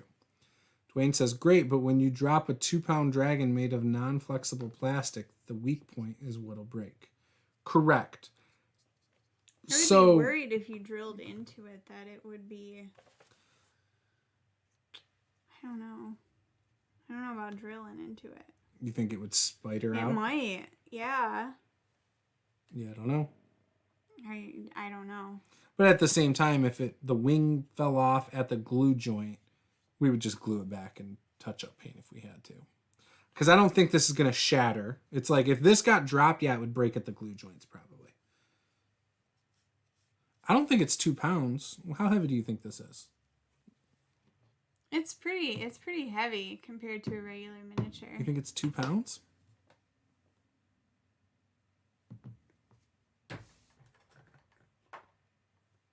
like these aren't full. Maybe if this was full, then maybe it's the same. So this is like half full. They don't see what you're squeezing. It's just a big bottle of paint. Yeah. But it's pretty heavy. Way heavier than that bone dragon. Way heavier than Well, yeah, that bone dragon's made of that flexible, soft plastic.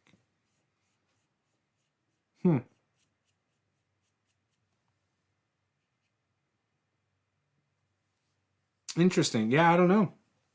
We still haven't actually glued the other stuff we've painted together yet. Cthulhu's still not glued. The Cthulhu large needs bone paint touch-up dragon now, though. is not glued. Does it? It does. Oh, okay. I think I think it needs to be glued first. Adult got their hands on it. Yeah, probably. They were probably greasy, wet hands. Probably messed up the paint. That's all right, though. Probably. We're not very good at necessarily finishing everything 100% complete before moving on to the next thing. It's because we only touch them when we're on stream. Nothing gets done to these off stream. Look. You know, homework, it doesn't happen. We got a lot going on in our lives, okay? Mm-hmm. So, we're doing what we can. I don't anticipate that ever changing.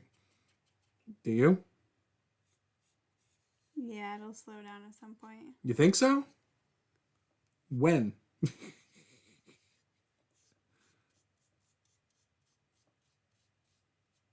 I don't know. When the boys are both in school? Yeah. And when you're back in the office?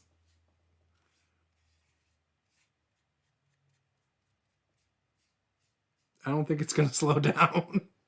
I think we got this going on for another 16 years. Oh, it's a scary thought, isn't it?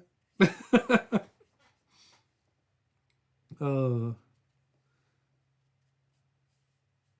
And, here we go. And when you accidentally drop the mini during the big reveal battle and the wing breaks off, your player's going to say, that dragon only has one wing in the game now.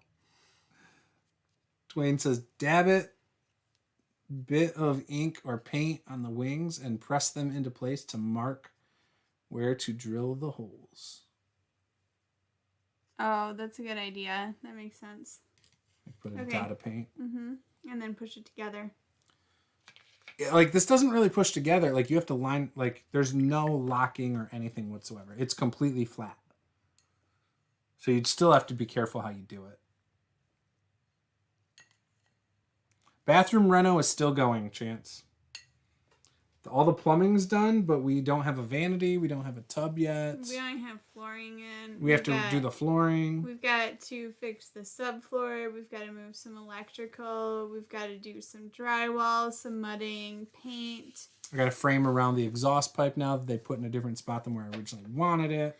Yep, and then we got to do the floor, the trim, and get them back out here to hook up the tub and the vanity. Yeah, so we're going to be going for like another month like this. Yeah, it's all good. Did you ever schedule did you tell them when to come back out? No. Yeah, okay. So when we call, it's going to be 2 weeks. Once all the drywall is done, I'll probably call.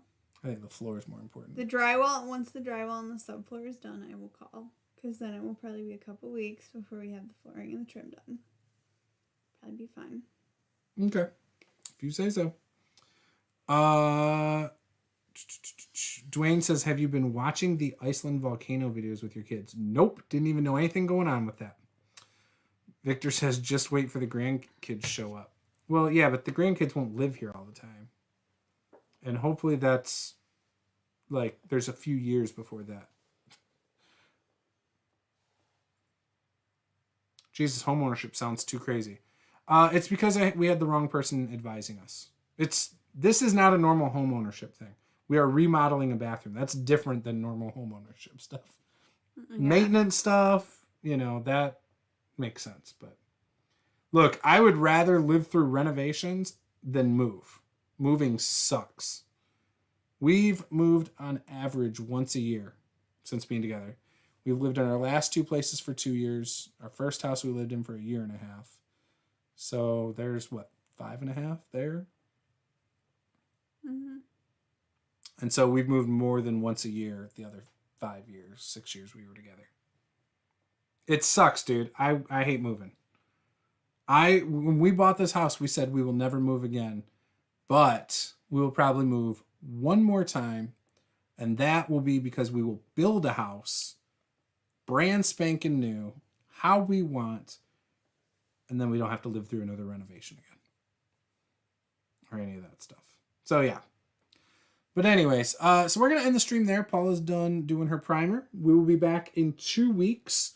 So that's what, like the 21st or something like that. Tomorrow, we got a video going live for the Kickstarter I was talking about. It is the Eisendor's Vault of Tragic Treasure. It's got lore about the vault, about the guy who, Eisendor.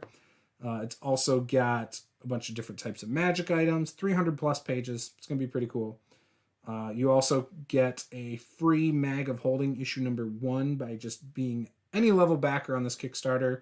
You can get 7 STL files for your 3D printer that will go perfect with the adventure that you can also get, Order of Elemental Chaos.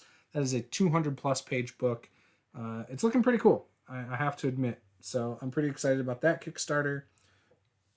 And yeah, and then we've got Call of Cthulhu tomorrow night. Friday, Pathfinder Fall of Plaguestone. And Saturday, our Blackrock Adventures game, where I'm going to find a way to put some of these magic items from this Kickstarter into that campaign. So, or at least into the dungeon. Whether the players find it, that's up to them. But yeah.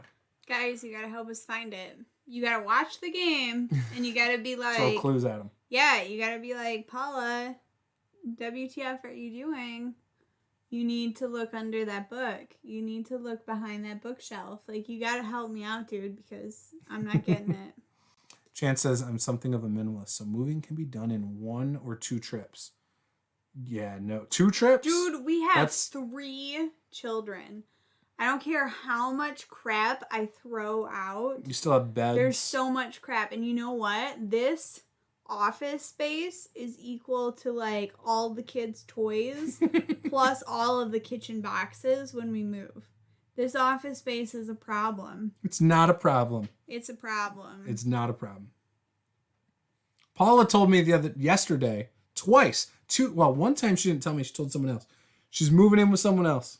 I did not. Yesterday, oh my God. She then told me, she's like, we're going to have, so when we get old, we can live in 2 separate houses. No, oh my gosh. There was some lady doing like a tiny house, and her son had a tiny house next to her. And I was like, that's what we should do. You get one tiny house, I get the other tiny house. See, she's trying to split up for me already. I can have all my plants and my weird stuff out.